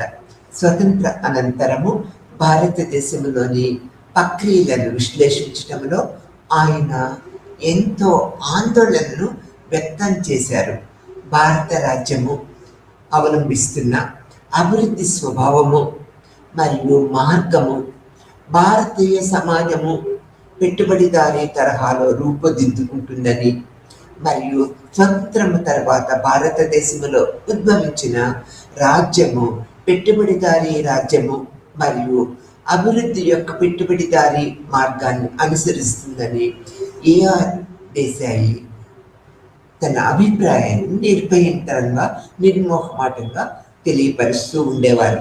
అందువలన సామాజిక శాస్త్రవేత్తలు మరియు సామాజిక శాస్త్రవేత్తల అభివృద్ధి మార్గం యొక్క ప్రశ్నను పరిష్కరించాలని మరియు పనిలో ఉన్న ప్రక్రియలను మరియు భారత ప్రజలపై వాటి ప్రభావాన్ని అర్థం చేసుకోవటానికి భారత రాజ్యం యొక్క వర్గ స్వభావాన్ని విశ్లేషించాలని ఏఆర్ దేశాయ్ అభిప్రాయపడుతూ వచ్చారు.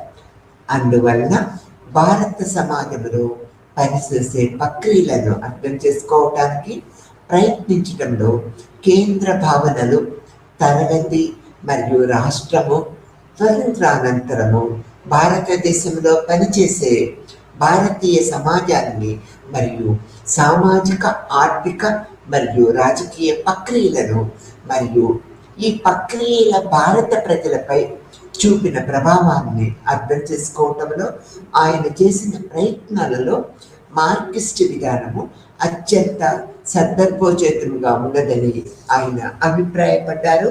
తన అభిప్రాయాలను ఆయన దృఢపరిచారనేది మనం ఇక్కడ చెప్పుకోవాల్సిన విషయం. మార్కియన్ విధానము నుంచి భారతీయ సమాజాన్ని అర్థం చేసుకోవటంలో ఏఆర్ దేశాయ్ యొక్క అభిప్రాయాలు ఎలా ఉన్నాయో ఇప్పుడు మనము తెలుసుకుందాం. దేశాయ్ ప్రధాన ఉద్దేశము భారతీయ సమాజాన్ని మార్క్స్ దృక్పథం నుంచి అర్థం చేసుకోవటము మరియు సమాజాన్ని మార్చే లక్ష్యంతో భారతీయ సమాజంలోని వివిధ వైరుధ్యాలను అధ్యయనం చేసుకోవటంలో మార్కియన్ పద్ధతి అన్వయించటము ప్రధానమని ఆయన అభిప్రాయపడ్డారు. వైరుధ్యాలు అంటే కేవలము సంఘర్షణ లేదా ఉద్రిక్తతలు కాదు, సమాజం యొక్క ప్రాథమిక నిర్మాణాన్ని రూపొందించే నిర్మాణాత్మక మరియు వ్యవస్థాగత సంఘర్షణలను సూచిస్తూ ఉంటాయి. ఉదాహరణ తీసుకున్నట్లయితే కార్మిక వర్గము మరియు బూర్జువా వర్గము మధ్య లేదా రైతులు మరియు భూస్వామ్యవాదం మధ్య అతని ప్రపంచ దృక్పథంలో మార్కియన్ పద్ధతి భారతీయ సమాజాన్ని అర్థం చేసుకోవటానికి ముఖ్యమైనది మరియు అవసరము మాత్రమే కాకుండా మార్కియన్ పద్ధతి మరియు దృక్కోణము సమాజ శాస్త్రము మరియు సామాజిక మానవ శాస్త్ర విభాగాలలో ఎంతో పేరు తెచ్చుకుంటుంది అనేది ఇక్కడ మనం ఒక ప్రముఖ పాత్రగా తెలియపరచుకోవాలి. నిరంతరము ఏఆర్ దేశాయ్ మార్కియన్ దృక్పథాల మీద ఎంతో విలువైన అభిప్రాయాలను వ్యక్తపరుస్తూ సామాజిక రైతుల యొక్క సామాజిక వర్గము భూస్వామ్య వర్గము యొక్క దోపిడీ వ్యవస్థను సామాజిక వర్గము యొక్క అభిప్రాయాలను నిరంతరము తెలుసుకుంటున్నారన్న అభిప్రాయాన్ని మనము ఇక్కడ తెలుసుకోవాల్సిన విషయంగా చెప్పుకుంటూ ఉన్నాము. ఆ తర్వాత 1981లో మీరట్లో జరిగిన భారతీయ సామాజిక శాస్త్రములో సమావేశంలో ఆయన ప్రసంగించారు. భారతీయ సమాజ అధ్యయనానికి మార్క్సిస్ట్ విధానం యొక్క ఔన్నత్యము అనే అంశంపై ఈ సమావేశం జరిగింది. ఇక్కడ అనేక అంశాలు ప్రస్తావించబడుతూ ఉన్నాయి. 1950 నుండి గమనించవలసిన ప్రధాన పరిణామాలను దేశాయ్ హైలైట్ చేస్తూ వచ్చారు. 1950 నుంచి గమనించవలసిన ప్రధాన కారణాలను దేశాయ్ వాటిలో ఒకటి ఉన్నత విద్య యొక్క భారీ విస్తరణ, సామాజిక శాస్త్రాలు పెరిగిన ప్రాముఖ్యతలను సంతరించుకున్న విశ్వవిద్యాలయాలు మరియు కళాశాలల వంటి ఉన్నత విద్యా సంస్థల అసాధారణ వృద్ధిని ఆయన ఈ సమావేశాల్లో ఎంతో ఎక్కువగా ప్రాముఖ్యత తెలిపారు. సామాజిక శాస్త్రాలలో జ్ఞాన జనరేటర్లు మరియు జ్ఞాన ప్రసారకులు జాతీయ స్థాయిలో పెద్ద ఎత్తున పనిచేస్తున్నారని, సామాజిక శాస్త్రము మరియు సామాజిక మానవ శాస్త్రాల రంగంలో శిక్షణ పొందిన వ్యక్తుల సంఖ్య చాలా ఎక్కువగా ఉందని ఈ సామాజిక శాస్త్రంలో శిక్షణ మరియు పరిశోధన కోసము సంస్థాగత చట్టాన్ని, సూక్ష్మ సర్వేలు మరియు సూక్ష్మ క్షేత్ర నివేదికలతో కూడిన పెద్ద ఎత్తున జ్ఞాన ఉత్పత్తుల తయారీలో నిమగ్నమయ్యే ఒక భారీ జ్ఞాన కర్మాగారంగా ఆయన సమాజ శాస్త్రాన్ని, మానవ సమాజ శాస్త్రాన్ని విశ్లేషించి ఈ ఉపన్యాసాలను ఎంతో ఆసక్తికరంగా మార్చారనే చెప్పుకోవచ్చు. మొత్తము ప్రసంగములో అక్కడ జరిగిన మొత్తం ప్రసంగంలో తన వృత్తిపరమైన సహోద్యోగులను ఉద్దేశించి సామాజిక శాస్త్రవేత్తలు తీవ్రమైన సందేహాలను పాక్షికంగా వ్యక్తపరుస్తున్నారని, అంతేకాకుండా ఇది ఒక విధంగా వృత్తిని ఉత్పత్తి చేయబడుతున్న పరిశోధన యొక్క సామాజిక ప్రాముఖ్యతను గురించి సంభాషణల్లో నిమగ్నం చేస్తుందని లేవనెత్తిన కొన్ని ముఖ్యమైన సమస్యలను ఈ క్రింద విధంగా సంగ్రహించబడ్డాయి. ఆ సమస్యలు ఏమిటంటే, మొదటిది సామాజిక శాస్త్ర పరిశోధన చిక్కుకున్న వలసవాద మోస పద్ధతులు దాని దృష్టిని పరిమితం చేస్తూ ఉంటుంది మరియు సృజనాత్మకతను తగ్గిస్తుంది మరియు యుఎస్ మరియు యూకోలో అధిక ప్రతిష్ట కలిగిన అభ్యాస కేంద్రాల నుంచి అరువు తెచ్చుకున్న భావనలను మరియు పద్ధతుల్లో మొత్తము ఆధారపడే చట్రంలో ఇవి పనిచేస్తూ ఉన్నాయని, భారతీయ పరిస్థితులు మరియు సమాజానికి దాని ఔన్నిత్యము అంచనా వేయకుండా బాహ్య నమూనాలను విమర్శనాత్మకంగా అంగీకరించటము, దృక్పథాన్ని వక్రీకరించటము మరియు భారతీయ శాస్త్ర వృద్ధిని ఇవి కుంగదీస్తూ ఉన్నాయని ఒక అభిప్రాయం. రెండో అభిప్రాయం ఏంటంటే, క్రమశిక్షణా సరిహద్దులను కఠినతరం చేయటం వలన విభజించబడిన దృక్పథము ఏర్పడుతుందని, దీనికి సంబంధించినది ఇండాలజీ మరియు చరిత్ర రెండింటి నుంచి తీసుకోవటానికి అయిష్టత ఏర్పడుతుందని చెప్పబడింది. మూడో పాయింట్లో విలువ రహిత వైఖరి మరియు తటస్థ అనే ముఖ్యమైన ప్రశ్న, అదే సమయంలో విధాన నిర్ణేతలు స్వీకరించిన విలువలను విమర్శనాత్మకముగా అంగీకరిస్తూనే ఉంటూ ఉంటుంది. దీనికి సంబంధించిన సామాజిక శాస్త్రము యొక్క నైతిక కోణం యొక్క విస్తృత ప్రశ్న, ఇది మానవ అర్థ ప్రయోజనము లేని క్రమశిక్షణగా మారిందనేది ఈ యొక్క సమావేశంలో మనకి తెలియపరుస్తూ ఉంటుంది. నాలుగో పాయింట్కి వచ్చేటప్పటికి, భారతీయ సమాజము పెద్ద సామాజిక పరివర్తనకు లోనవుతున్నప్పటికీ సామాజిక శాస్త్రీయ విశ్లేషణలు వాటి విధానంలో తప్పనిసరిగా చారిత్రక, స్థిరమైన మరియు సమకాలికమైనవి, నిర్మాణాత్మక, సమతౌల్య నమూనాలను అనుసరిస్తూ ఉన్నాయనేది చెప్పుకుంటూ ఉన్నారు. ఐదో పాయింట్కి వచ్చేటప్పటికి, భారతీయ సమాజం ఎదుర్కొంటున్న క్లిష్టమైన ప్రశ్నలతో సామాజిక శాస్త్రము తనకు తాను నిమగ్నము చేసుకోవటం లేదని మరియు తద్వారా అభివృద్ధి సందిగ్ధతలను అర్థవంతంగా దోహదపడలేకపోతుందని. ముఖ్యమైన విషయం ఏమిటంటే, ఇక్కడ చాలా సమస్యలు సామాజిక శాస్త్రము మరియు సామాజిక మానవ శాస్త్రాలలోని ప్రముఖ అభ్యాసకులు ఇందులో ఈ సమావేశంలో వ్యక్తపరిచారు. దీని సమావేశము వల్ల సామాజిక సమస్యలకి ఎంత ప్రాముఖ్యత ఇవ్వాలి, సామాజిక శాస్త్రవేత్తలు, మానవ శాస్త్రవేత్తలు ఆ సమస్యల యొక్క ఔన్నత్యాన్ని గుర్తించి వాటిని సమస్యలకు పరిష్కారాలను సూచించాలి తన పరిశోధన పద్ధతుల ద్వారా అని తెలియపరిచారనేది మనం ఇక్కడ చెప్పుకోవాల్సిన విషయం.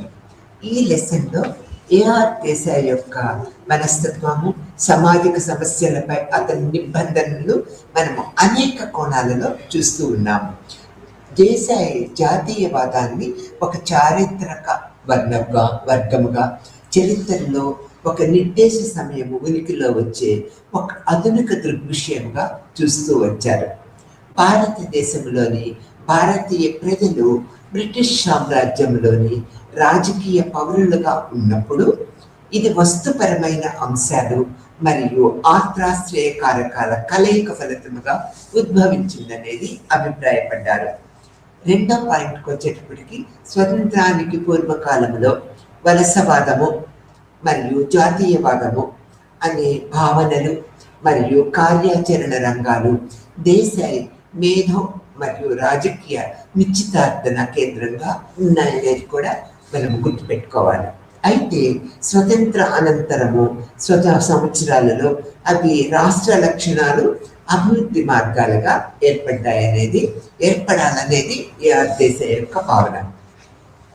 పార్టీ యొక్క అధికార నిర్మాణము ఊపిరి ఆడకపోవటంతో 5 సంవత్సరాల స్వల్పకాలం తర్వాత దేశాయ్ కమ్యూనిస్టు పార్టీని విడిచిపెట్టినా కూడా భారతదేశంలో పెట్టుబడిదారీ అభివృద్ధికి దోహదపడే అంశాలు, పెట్టుబడిదారీ తరగతి మరియు రాష్ట్రము మధ్య సంబంధము, వివిధ సంస్థల నిర్మాణము, అనగా పెట్టుబడిదారీ అభివృద్ధిని సులభతరం చేయటానికి చట్టపరమైన చట్రము మరియు పరిపాలనా యంత్రాంగము, ప్రధాన విధాన చొరవలతో పాటు ప్రభుత్వ రంగము ప్రధాన సాధనంగా ప్రణాళిక, మిశ్రమ ఆర్థిక వ్యవస్థ, సంక్షేమ రాజ్య ప్రక్రియలకి ఎలా దోహదపడుతుందనేది మనము ఈ లెసన్ ద్వారా తెలుసుకుంటూ ఉన్నాము. ఏఆర్ దేశాయ్ నిరంతరము సామాజిక సమస్యల మీద, సామాజిక ప్రక్రియ పద్ధతుల మీద ఎంతో ఉద్భవించి అనేక కోణాలలో పరిశోధనలు చేసి సమస్య పరిష్కారాలను కూడా అతను ఈ లెసన్ ద్వారా మనకు తెలియపరిచారు. నమస్తే.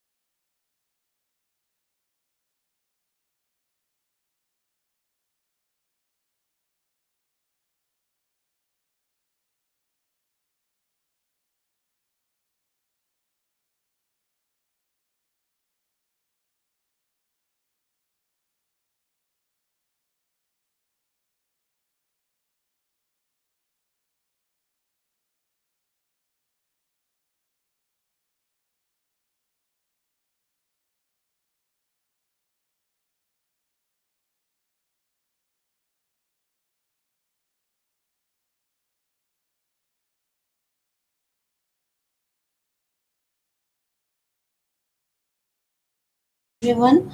Today's topic of discussion is data collection and tools of data collection অৰ্থাৎ তথ্য সংগ্ৰহ সঁজুলি কিছুমান আৰু তাৰ কৌশল। যেতিয়া মনোভাৱৰ স্কেল আমি আগৰ ক্লাছত ডিছকাছ কৰিছিলোঁ বিভিন্ন ধৰণৰ ৰেটিং স্কেল বা এটিটিউড স্কেল। আজি যোনটো আমি স্কেল নেক্সট ডিছকাছ কৰিম এইটো হৈছে মনোভাৱৰ স্কেল। অৰ্থাৎ কোনো বিষয় বা যেতিয়া বিষয়ৰ বিভিন্ন ধৰণৰ গোটৰ বিষয়ৰ আমি আলোচনা কৰোঁ বা বিভিন্ন ধৰণৰ স্কিল যেতিয়া প্ৰতিষ্ঠানত মনোভাৱ জুখিবলৈ আমি যোনটো মেইন স্কেলটো ডিজাইন কৰা হৈছে এইখনক কয় মনোভাৱ স্কেল। এতিয়া কিছুমান সংজ্ঞা প্ৰকাশ কৰা হৈছে বিভিন্ন ধৰণৰ শিক্ষাবিদ। তেওঁলোকে কৈছে যে অলপৰ্টে আলোচনা কৰিছিলে যে মনোভাৱ যেতিয়া আমি স্কেল ডিছকাছ কৰোঁ যিকোনো সমস্যাই বা আমেৰিকান তেখেত এজন বিখ্যাত শিক্ষাবিদ আছিলে। তেওঁ কৈছিলে কি যে সামাজিক বিজ্ঞান মনোবিজ্ঞানৰ আটাইতকৈ মেইন যোনটো আমি অপৰিজ্য ধাৰণা বুলি কওঁ তাৰ বিষয়ে তেওঁ উল্লেখ কৰিছিলে আৰু সেই অলপতে বিভিন্ন ধৰণৰ মনোভাৱ স্কেল তেওঁ মেইনলি সেই প্ৰতিষ্ঠান কৰাৰ লগতে গোটৰ প্ৰতি মনোভাৱ ৰাখি পেলাই তেওঁ জুখি মাখি সেই মনোভাৱৰ স্কেলটো তেখেতে ডিজাইন কৰিছিলে। যদি আমি কওঁ যে মনোভাৱৰ স্কেল কোনে আৱিষ্কাৰ কৰিছিল তেনেহ'লে ক'ব পাৰোঁ যে অলপৰ্টে আৱিষ্কাৰ কৰিছিলে। এতিয়া তেখেতৰ পিছত আৰু এজন বিখ্যাত শিক্ষাবিদে তেওঁ আলোচনা কৰিছিলে, তেওঁ হৈছিল থাৰ্ষ্টনে কৈছিলে যে সাহসেৰে কৈছিলে তেওঁ যে মনোভাৱ জুখিব পাৰি, আমি কৰিব পাৰোঁ। এতিয়া এই দুটা যুক্তিৰ যেতিয়া আমি লক্ষ্য ৰাখোঁ সেই লক্ষ্য ৰাখি শিক্ষাৰ ক্ষেত্ৰত যেতিয়া আমি সেই মনোভাৱ কৰোঁ বা যোনটো আমি গুৰুত্বপূৰ্ণভাৱে ৰাখিবৰ কাৰণে আমি যেতিয়া পৰিণত হোৱাটো কোনো ধৰণৰ আচৰিত কথাও নহয় বুলি কয়। তো তেখেতে কৈছিলে যে মনোভাৱৰ এক গুৰুত্বপূৰ্ণ ধাৰণাত পৰিণত হোৱাটো কোনো আচৰিত কথা নহয়। তাৰ লগতে থাৰ্ষ্টনে সাহসেৰে কৈছিল যে মনোভাৱৰ জুখিব পাৰি আৰু এই দুটা যুক্তিৰ প্ৰতি লক্ষ্য ৰাখি কোনো ধৰণৰ শিক্ষাৰ ক্ষেত্ৰত মনোভাৱৰ এক গুৰুত্বপূৰ্ণ ধাৰণাত পৰিণত হোৱাটো কৰা গৈছিলে। তো অলপৰ্টে বিভিন্ন সংজ্ঞাৰ পৰা গোট খোৱাৰ যিমানখিনি চেষ্টা কৰিছিলে আৰু তাৰ তিনিটা সাধাৰণ সংজ্ঞাটো উপনীত হ'ল। এতিয়া বৈশিষ্ট্য বুলি ক'লে অনুকূল কৰিব পাৰি বা বিভিন্ন ধৰণৰ প্ৰতিকূল সাহসীৰ বাবে প্ৰস্তুতি বা অপ্ৰস্তুতি চলাই যিটো মনোভাৱৰ সৈতে জড়িত হ'ব পাৰে। এতিয়া তাৰ লগতে আমি যদি কওঁ সকলো বস্তু বা পৰিস্থিতিৰ উপস্থিতিত সক্ৰিয় হৈ যায় তেনেহ'লেও আমি ক'ব পাৰোঁ যে ইয়াৰ প্ৰতি দায়িত্ববোৰ বাঢ়ি যায়। এতিয়া বাৰ ইত্যাদিৰ মতে তেওঁ কৈছিলে যে এটা মনোভাৱক কিবা এটাৰ যদি আমি পক্ষাত বা বিপক্ষত জ্ঞাপন কৰোঁ তেতিয়া শিক্ষিত আৱেগিক সাহসী হিচাপে সংযোজিত কৰিব পাৰি বুলি কয়। ঠিক সেইদৰে এটা মনোভাৱৰ কিবা এটাৰ পক্ষত বা বিপক্ষত জ্ঞাপন কৰা শিক্ষিত আৱেগিক সাহসী হিচাপে সংযোজিত কৰিব পাৰা বুলি ধাৰণা কৰা যায়। এতিয়া থাৰ্ষ্টৰ মনোভাৱক কিছুমান মানসিক বস্তুৰ সৈতে জড়িত ইতিবাচক বা নেতিবাচক প্ৰভাৱৰ মাত্ৰা বুলিও সংযোজিত কৰিছে। এতিয়া মানসিক বস্তু বুলিলে আমি যেতিয়া কওঁ তেতিয়া তেওঁ যিকোনো প্ৰতিষ্ঠান আদৰ্শ হিচাপে আমি ব্যাখ্যা কৰি আমি কৰিব পাৰোঁ আৰু তাৰ লগত সেই লোভভাৱ ইতিবাচক বা আমি যেতিয়া কওঁ যে ইতিবাচকৰ লগত নেতিবাচক প্ৰভাৱো পেলাই বুলি কয়। সেই ক্ষেত্ৰত মনোভাৱ হৈছে সেই ব্যক্তিগত স্বভাৱ যিয়ে ব্যক্তিক কোনো বস্তু পৰিস্থিতি বা প্ৰস্তাৱৰ প্ৰতি অনুকূল বা প্ৰতিক্ৰিয়া প্ৰকাশ কৰিবলৈ প্ৰেৰণা দিয়ে। এটা মনোভাৱৰ বাবে অনুকূলৰ পৰা নিৰপেক্ষতাৰ মাজেৰে প্ৰতিকূলতা কৰাটোৱে আমি অবিৰতভাৱে বিসতৃত হৈ পৰে বুলি কয়। ঠিক সেইদৰে আমি যদি চাওঁ যে বিভিন্ন ধৰণৰ মানসিক বস্তু বুলিলে তেওঁ যিকোনো প্ৰতিষ্ঠান আদৰ্শৰ প্ৰতীক আমি ব্যাখ্যা কৰিবলৈ শ্লোকন কৰিব লাগিব চাকৰি বা বিভিন্ন ধাৰণাক বুজাই তেওঁ কওঁ যে মানুহৰ মাজত পাৰ্থক্য থাকিব পাৰে। ইতিবাচক বা নেতিবাচক প্ৰভাৱ ক্ষেত্ৰতো থাকিব পাৰে। মনোভাৱৰ হৈছে ব্যক্তিগত সেই স্বভাৱ যিয়ে ব্যক্তিক কোনো বস্তু পৰিস্থিতি বা প্ৰস্তাৱৰ প্ৰতি অনুকূল বা প্ৰতিফলন প্ৰতিক্ৰিয়া প্ৰকাশ কৰিবলৈ প্ৰেৰণা দিয়ে বুলি কৈছে। এটা মনোভাৱৰ বাবে অনুকূলতাৰ বাবে নিৰপেক্ষতাৰ মাজত আমি সেই কি কৰিব পাৰোঁ, প্ৰতিকূলতা আমি অবিৰতভাৱে বিঘটিত হৈ থাকে বুলি কয়। এতিয়া মানসিক বস্তু বুলিলে তেওঁ যিকোনো প্ৰতিষ্ঠান, আদৰ্শৰ প্ৰতিষ্ঠান আৰু বাক্যাংশ কৰি পেলাই আমি এই শ্লোগানৰ মানুহৰ মাজত পাৰ্থক্যও থাকিব পাৰে বুলি কয়। এতিয়া ইতিবাচক হওক বা নেতিবাচকৰ প্ৰভাৱৰ ক্ষেত্ৰতো আমি সেই সংযোজিত কৰাৰ লগতে কিছুমান মানসিক বস্তুৰ সৈতে আমি জড়িত থাকিব লাগিব আৰু সেই লগতে আদৰ্শৰ প্ৰতি বাক্যাংশ কৰি শ্লোগান আমি চলিব লাগিব। ঠিক তেনেকে আমি প্ৰস্তাৱৰ প্ৰতি অনুকূল বা প্ৰতিকূলভাৱে প্ৰক্ৰিয়া প্ৰকাশ কৰিবলৈ প্ৰেৰণা দিয়ে আৰু এটা মনোভাৱৰ বাবে অনুকূলতাৰ বাবে নিৰপেক্ষতাৰ মাজেৰে প্ৰতিকূলতাৰ বাবে আমি বিভাজিত কৰিব লাগিব বুলি কয়। ঠিক তেনেকেই নেতিবাচকৰ প্ৰভাৱৰ ক্ষেত্ৰতো জড়িত পেলাই বুলি কৈছে। মনোভাৱৰ স্কেলৰ প্ৰকাৰ আমি যদি কওঁ, এতিয়া মনোভাৱ আমি চাওঁ, যেতিয়া আমি মনোভাৱ জুখিবলৈ আটাইতকৈ প্ৰচলিত উপায় হ'ল ব্যক্তিক বাক্য বা বিশ্লেষণ কৰাটো, তাৰ লগত তালিকা প্ৰদান কৰি প্ৰতিটো বাক্য বা বিশ্লেষণৰ প্ৰতি তেওঁলোকৰ প্ৰকৃততে অনুভূতি থকা সেই অনুসৰি উত্তৰ দিবলৈ কোৱা যায়। ঠিক তেনেকেই মনোভাৱৰো আমি আটাইতকৈ প্ৰচলিত উপায় হৈছে ব্যক্তিক বাক্য কৰা আৰু তাৰ লগত বিশ্লেষণ কৰি সেই তালিকাখন প্ৰদান কৰি দিয়া। আৰু সেই প্ৰতিটো বাক্য বা বিশ্লেষণৰ বিস্ফোৰণ প্ৰতি তেওঁলোকৰ প্ৰতি অনুভূতি অনুসৰি আমি উত্তৰ দিবলৈ কোৱা হয়। ঠিক তেনেকৈ যদি চাওঁ, আমি এটা তালিকাসমূহ আমি স্কেল বুলি কোৱা হয়। এতিয়া বিভিন্ন আমি কওঁ যে স্কেলিং কৌশলৰ উপায় থাকে, সেই ফলত বিভিন্ন ধৰণত আমি মনোভাৱসমূহ স্কেলৰ বিকাশ ঘটিব ধৰিছে। ঠিক তেনেকেই সঘনাই আমি ব্যৱহাৰ কৰা আমাৰ যিমান স্কেলসমূহ হ'ল সেইখিনি প্ৰথমতে হৈছে লাইকাৰ্ট স্কেল, যাক আমি সাধাৰণতে লিকাৰ্ট স্কেল বুলি কওঁ, গুডমেন স্কেল, থাৰ্ষ্টন স্কেল আৰু চেমেন্টিক ডিফাৰেন্সিয়েল স্কেল। আমি এইকেইটা স্কেল সাধাৰণতে ব্যৱহাৰ কৰোঁ আৰু এতিয়া আমি প্ৰতিটো স্কেল আমি ডিটেইলছত চাম। প্ৰথমটো হৈছে লিকাৰ্ট স্কেল, যাক আমি অসমীয়াত লাইকাৰ্ট স্কেল বুলি কওঁ। অৰ্থাৎ ইংলিছত আমি যদি বানানটো লিখোঁ তেতিয়া আমি কি বুলি লিখিম, তেতিয়া আমি লিখিম যে লিকাৰ্ট স্কেল, LIKERT, লিকাৰ্ট স্কেল। ঠিক আছে, এইটো যে লিকাৰ্ট স্কেল। এতিয়া লিকাৰ্ট স্কেল এটা কি হয়, শৃংখলাবদ্ধ বক্তব্য থাকে যিবোৰৰ সকলোবোৰে এটা বস্তুৰ প্ৰতি ব্যক্তিৰ মনোভাৱ আমাৰ মনোভাৱৰ সৈতে জড়িত হৈ থাকে। এতিয়া যেনে স্কুলৰ প্ৰতি মনোভাৱ থাকে, স্কুলৰ প্ৰতি থাকে। লাইকাৰ্ট স্কেলত দুবিধ বিবৃতি দেখা যায়।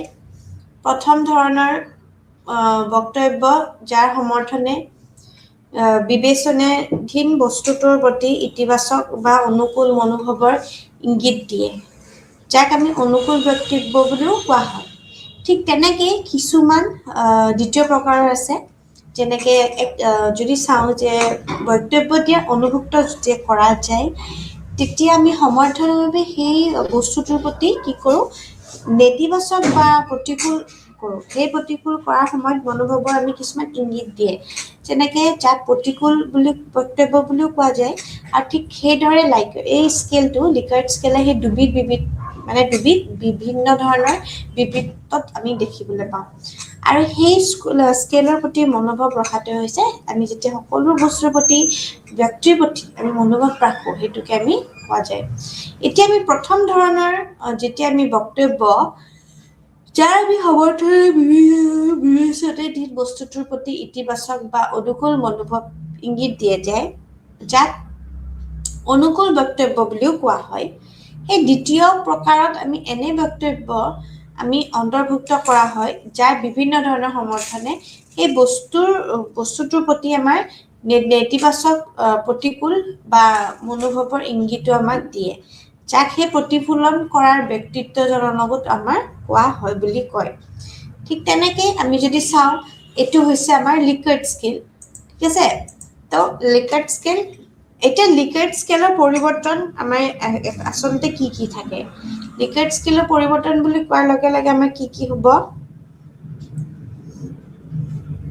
লিকেট স্কেলৰ আমাৰ স্কেলত 5টা সঁহাৰি বিকল্প অন্তৰ্ভুক্ত কৰা হয় ঠিক আছে সঁহাৰি অন্তৰ্ভুক্ত কৰা হয় বুলি কৈছে কিয় মানে কি যে অদ্ভুত সংখ্যক বিকল্পৰ ব্যৱহাৰ উত্তৰদাতাই প্ৰকৃততে বাছনি নকৰিবলৈ নিশ্চিত নহয় বিকল্পটো বেছি লোৱাৰ প্ৰৱণতা থাকে বুলি কয় ঠিক তেনেকৈ অদ্ভুত সংখ্যক বিকল্পৰ ব্যৱহাৰ উত্তৰদাতাই প্ৰকৃততে বাছনি নকৰিবলৈ আমাৰ বিভিন্ন ধৰণৰ নিশ্চিতও কৰা হৈছে সমূহ কোৱা যায় ঠিক তেনেকৈ প্ৰৱণতা থাকে বা কিছুমান আমাৰ যোগক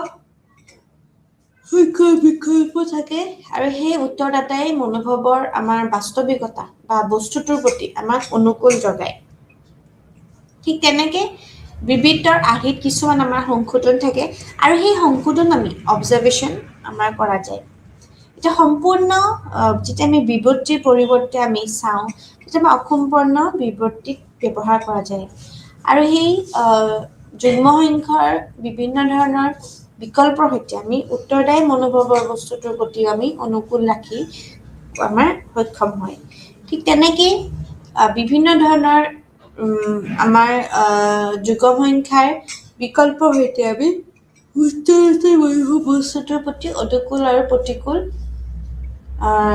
ৰেচ পলিচৰ মাজৰ পৰা আমি এটা বাছি ল'বলৈ বাধ্য হয় এতিয়া বিবৃতিৰ আৰ্হি বুলি ক'লে সংশোধন কৰা যায় সংশোধনো কৰা হৈছে ঠিক সম্পূৰ্ণ বিবৃতি আৰু তাৰ লগতে আমি যদি চাওঁ যে আমাৰ বিভিন্ন ধৰণৰ পৰিৱৰ্তনতে অসম্পূৰ্ণ বিবৃতি ব্যৱহাৰ কৰা হয় আৰু সেই ব্যৱহাৰে আমাক কৰা গৈছে ঠিক তেনেকৈ আমি চাওঁ যে আমাৰ কি ধৰণৰ আৰ্হি সংশোধন কৰা হৈছে আৰু আৰ্হি সংশোধন হোৱাৰ লগতে আমাক আৰু কি আমি বস্তু আমি মেইনলি ইউজ কৰিব পাৰোঁ তো আমি যদি চাওঁ যে আমাৰ আৰ্হিৰ ব্যৱধান বা আমাৰ আৰ্হিৰ বিভিন্ন ধৰণৰ অসম্পূৰ্ণ বিবৃতি কৰা ব্যৱহাৰসমূহ বস্তুসমূহৰ কথা যদি আমি চাওঁ তেতিয়া আমি কি বুজি পাওঁ তেতিয়া আমি কি চাওঁ যে আমাৰ বিভিন্ন ধৰণৰ সংশোধন যদিও কৰা হৈছে তে আমি ইয়াতকে আমাৰ যেতিয়া ওপৰত আমাৰ অসম্পূৰ্ণ ব্যৱহাৰ কৰা যায়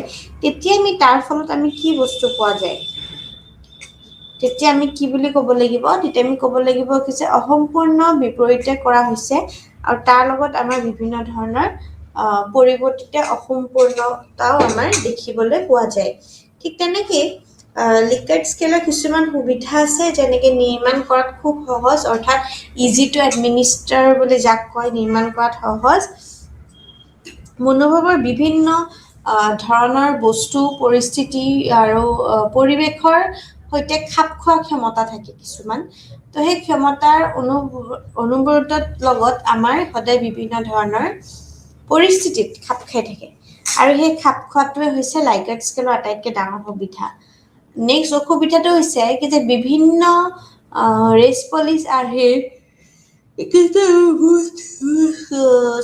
মুঠ উৎপন্ন কৰিব পাৰে সেয়েহে আমাৰ গুৰুত্বমানৰ আৰু থাৰ্ড স্কেলৰ দৰে আমাৰ সংবেদনশীল নহয় বুলি কোৱা যায় আৰু এটা মনোভাৱৰ স্কেলৰ উদাহৰণ দিশসমূহ হৈছে যে উপযুক্ত আখৰসমূহ অৰ্থাৎ বৃত্তিকাৰ কৰি প্ৰতিটো বক্তব্যৰ সৈতে আমি কিমান একমত বা অসন্মত সৈতে সেইটো আমি সূচাক চাব লাগিব ঠিক তেনেকৈ গুডমেন স্কেল আৰু গুডমেন স্কেলৰ ইয়াত এনে কিছুমান আমাৰ বক্তব্যৰ গোট অন্তৰ্ভুক্ত কৰা হৈছে যিবোৰ ব্যক্তিৰ প্ৰতি থকা মনোভাৱ সৈতে জড়িত হৈ থাকে বা তাৰ লগত আমাৰ যিমানখিনি আমাৰ এটা গুডমেনৰ স্কেল বৈশিষ্ট্য আছে এনে স্কেলত আমি অন্তৰ্ভুক্ত কৰা বিভিন্ন ধৰণৰ ব্যক্ত বিষয়ত কোনো ধৰণৰ বস্তুৰ প্ৰতি থকা মনোভাৱৰ প্ৰতি আমি কি কৰিব পাৰোঁ ক্ৰমান্বয়ভাৱে ইতিবাচক অনুভূতিক প্ৰতিনিধিত্ব কৰিবও পাৰে বুলি কয় ঠিক তেনেকৈ যিকোনো বিবৃতিৰ সমৰ্থন এটা অৰ্থ হ'ল প্ৰতিটো কম ইতিবাচক আমাৰ বিভিন্ন ধৰণৰ বক্তব্যৰ সমৰ্থন থাকে আৰু তাৰ লগত থাৰ্ষ্টন স্কেল থাকে। এই থাৰ্ষ্টনৰ এই কৌশলকেইটাক আমি সমান আবিৰ্ভাৱৰ ব্যৱধানৰ কৌশল বুলিও আমি কোৱা হয়। যদি মনোভাৱক একমাত্ৰিক আমাৰ যিমানখিনি ৰৈখিক ধাৰাবাহিকতা হিচাপে গ্ৰহণ কৰা হয়, তেন্তে আমি সমাজ প্ৰকাশ কৰা ব্যৱধানৰ পদ্ধতি আমি স্কেলৰ কৰা বিপৰীতে ইয়াক আমি জুখিবলৈ থাৰ্ষ্টনৰ প্ৰস্তাৱ প্ৰয়োজ্য হ'ব। ঠিক তেনেকৈ অৰ্থগতৰ পাঠ্যমূলক স্কেল থাকে, তাৰ লগত বিভিন্ন ধাৰণাসমূহ থাকে। সেই অৰ্থৰ দিশসমূহ আমি জুখিব পৰা পদ্ধতি।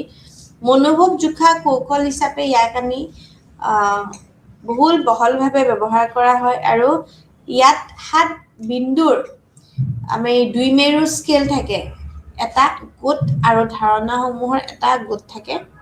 প্ৰতিটো ধাৰণাত প্ৰতিটো স্কেলৰ ৰেটিঙো কৰা হয়।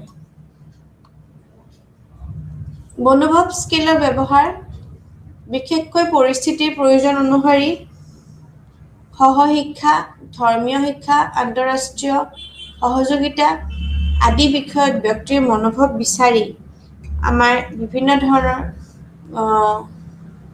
শৈক্ষিক গৱেষণাত মনোভাৱৰ স্কেল ব্যৱহাৰ কৰা হয়।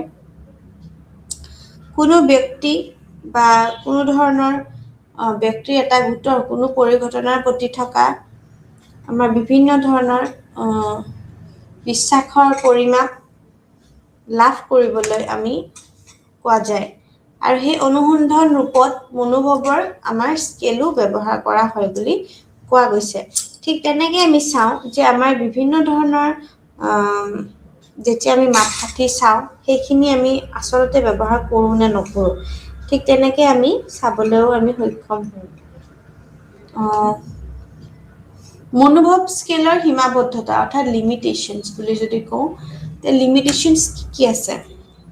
তো ইতিমধ্যে আমি চাওঁ যে আমাৰ বিভিন্ন ধৰণৰ যদি আমি চাব লাগে, তেনেহ'লে আমি গম পাওঁ যে সচেতন নহ'বও পাৰে, কিন্তু ইতিমধ্যে কোৱাৰ দৰে এজন ব্যক্তিয়ে যে সামাজিক বিভিন্ন ধৰণৰ গ্ৰহণযোগ্য মতামত থাকে যদি, তেতিয়া আমি ইয়াতে গম পাওঁ। আৰু ইয়াৰ লগতে আমাৰ বিভিন্ন ধৰণৰ উদ্দেশ্য আমাৰ আছে আৰু সেই উদ্দেশ্যৰ লগতে আমাৰ জড়িত বিভিন্ন ধৰণৰ আমাৰ মন্তব্য আমাৰ ইয়াতে আগবঢ়ায় আৰু সেই আগবঢ়োৱাৰ ৰাখিবও পাৰে এজন ব্যক্তিয়ে নিজৰ বিষয়ে ভাল বিচাৰক নহ'বও পাৰে আৰু আজি নিজৰ প্ৰকৃত মনোভাৱৰ বিষয়ে স্পষ্টভাৱে সচেতন নহ'বও পাৰে। তো সেইটো এটা হৈছে ডাঙৰ সীমাবদ্ধতা। কি যে এজন ব্যক্তিয়ে সামাজিকভাৱে গ্ৰহণযোগ্য মতামত প্ৰকাশ কৰি নিজৰ প্ৰকৃত মনোভাৱ লুকুৱাই ৰাখিব পাৰে। ঠিক আছে, লুকুৱাই ৰাখিব পাৰে। তাৰ লগত এজন ব্যক্তি নিজৰ বিষয়ে ভাল বিচাৰক নহ'বও পাৰে বুলি কৈছে, তাৰ লগত আৰু নিজৰ প্ৰকৃততে মনোভাৱৰ বিষয়ে স্পষ্টভাৱে সচেতনো নহ'ব পাৰে।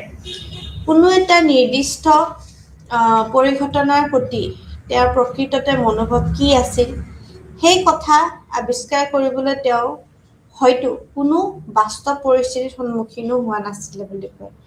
আৰু তাৰ লগতে চাই যে লিকাৰ্ট স্কেলৰ উল্লেখ কৰা 5টা স্থান সমানেই ব্যৱধানত আছে বুলি বিশ্বাস কৰাত কোনো ভিত্তি নাই বুলি কৈছে। এতিয়া কোনো প্ৰস্তাৱৰ দূৰ বা বিৰোধীত আমাৰ ব্যক্তিবোৰৰ মূল সমান হোৱাৰ সম্ভাৱনাও নাই বুলি কৈছে। ঠিক কেইবাজনো ব্যক্তিও লাভ কৰি কিছুমান সমান নম্বৰ কোনো এটা স্থানৰ প্ৰতি সমান অনুকূলৰ ইংগিত দিব নেকি, সেয়েহে সন্দেহজনক হৈ যায়। আৰু গোটেই জীৱনযোগ্য পৰিস্থিতিৰ প্ৰতি কোনো উত্তৰদাতাই বৈধভাৱে প্ৰতিক্ৰিয়া প্ৰকাশৰ কৰাটোতো সম্ভাৱনা নাই।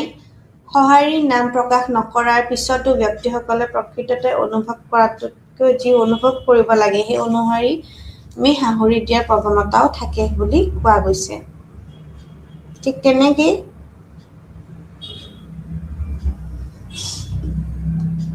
এটা ভাল মনোভাৱ স্কেলৰ বৈশিষ্ট্য কি থাকে? ইয়াত ধাৰাবাহিকতা, একমাত্ৰিক স্কেলত পৰিমাণগত পৰিমাণ ব্যৱস্থা কৰা হৈছে বুলি কয়। ঠিক তেনেকৈ তাৰ লগত ইয়াত চৰম ধনাত্মক অৱস্থানৰ পৰা চৰম ধনাত্মক আমাৰ বিভিন্ন ধৰণৰ বক্তব্য ব্যৱহাৰ কৰা হয়। ইয়াত সাধাৰণতে 4 বিন্দুৰ স্কেল ব্যৱহাৰ কৰা হয়। তীব্ৰভাৱে একমত থাকে। এতিয়া কি থাকে? ষ্ট্ৰংলি এগ্ৰি, অৰ্থাৎ আমি এচি বুলি কওঁ, যাক আমি তীব্ৰভাৱে একমত। একমত, এগ্ৰি, একমত নহয়, ষ্ট্ৰংলি ডিছএগ্ৰি।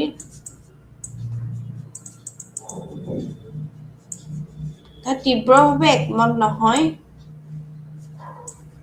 ডিছএগ্ৰি। ঠিক আছে? সেই ব্যক্তিজনৰ বস্তুৰ যি যোগফলৰ ক্ৰেডিট হিচাপে স্ক'ৰ পায়, এইটো হিচাপ কৰে আৰু কি যে কোনটো ৰেছপণ্ড কৰিছে। ইয়াক সাধাৰণতে মানক আৰু নীতি নিয়মৰ কাম কৰা হয়।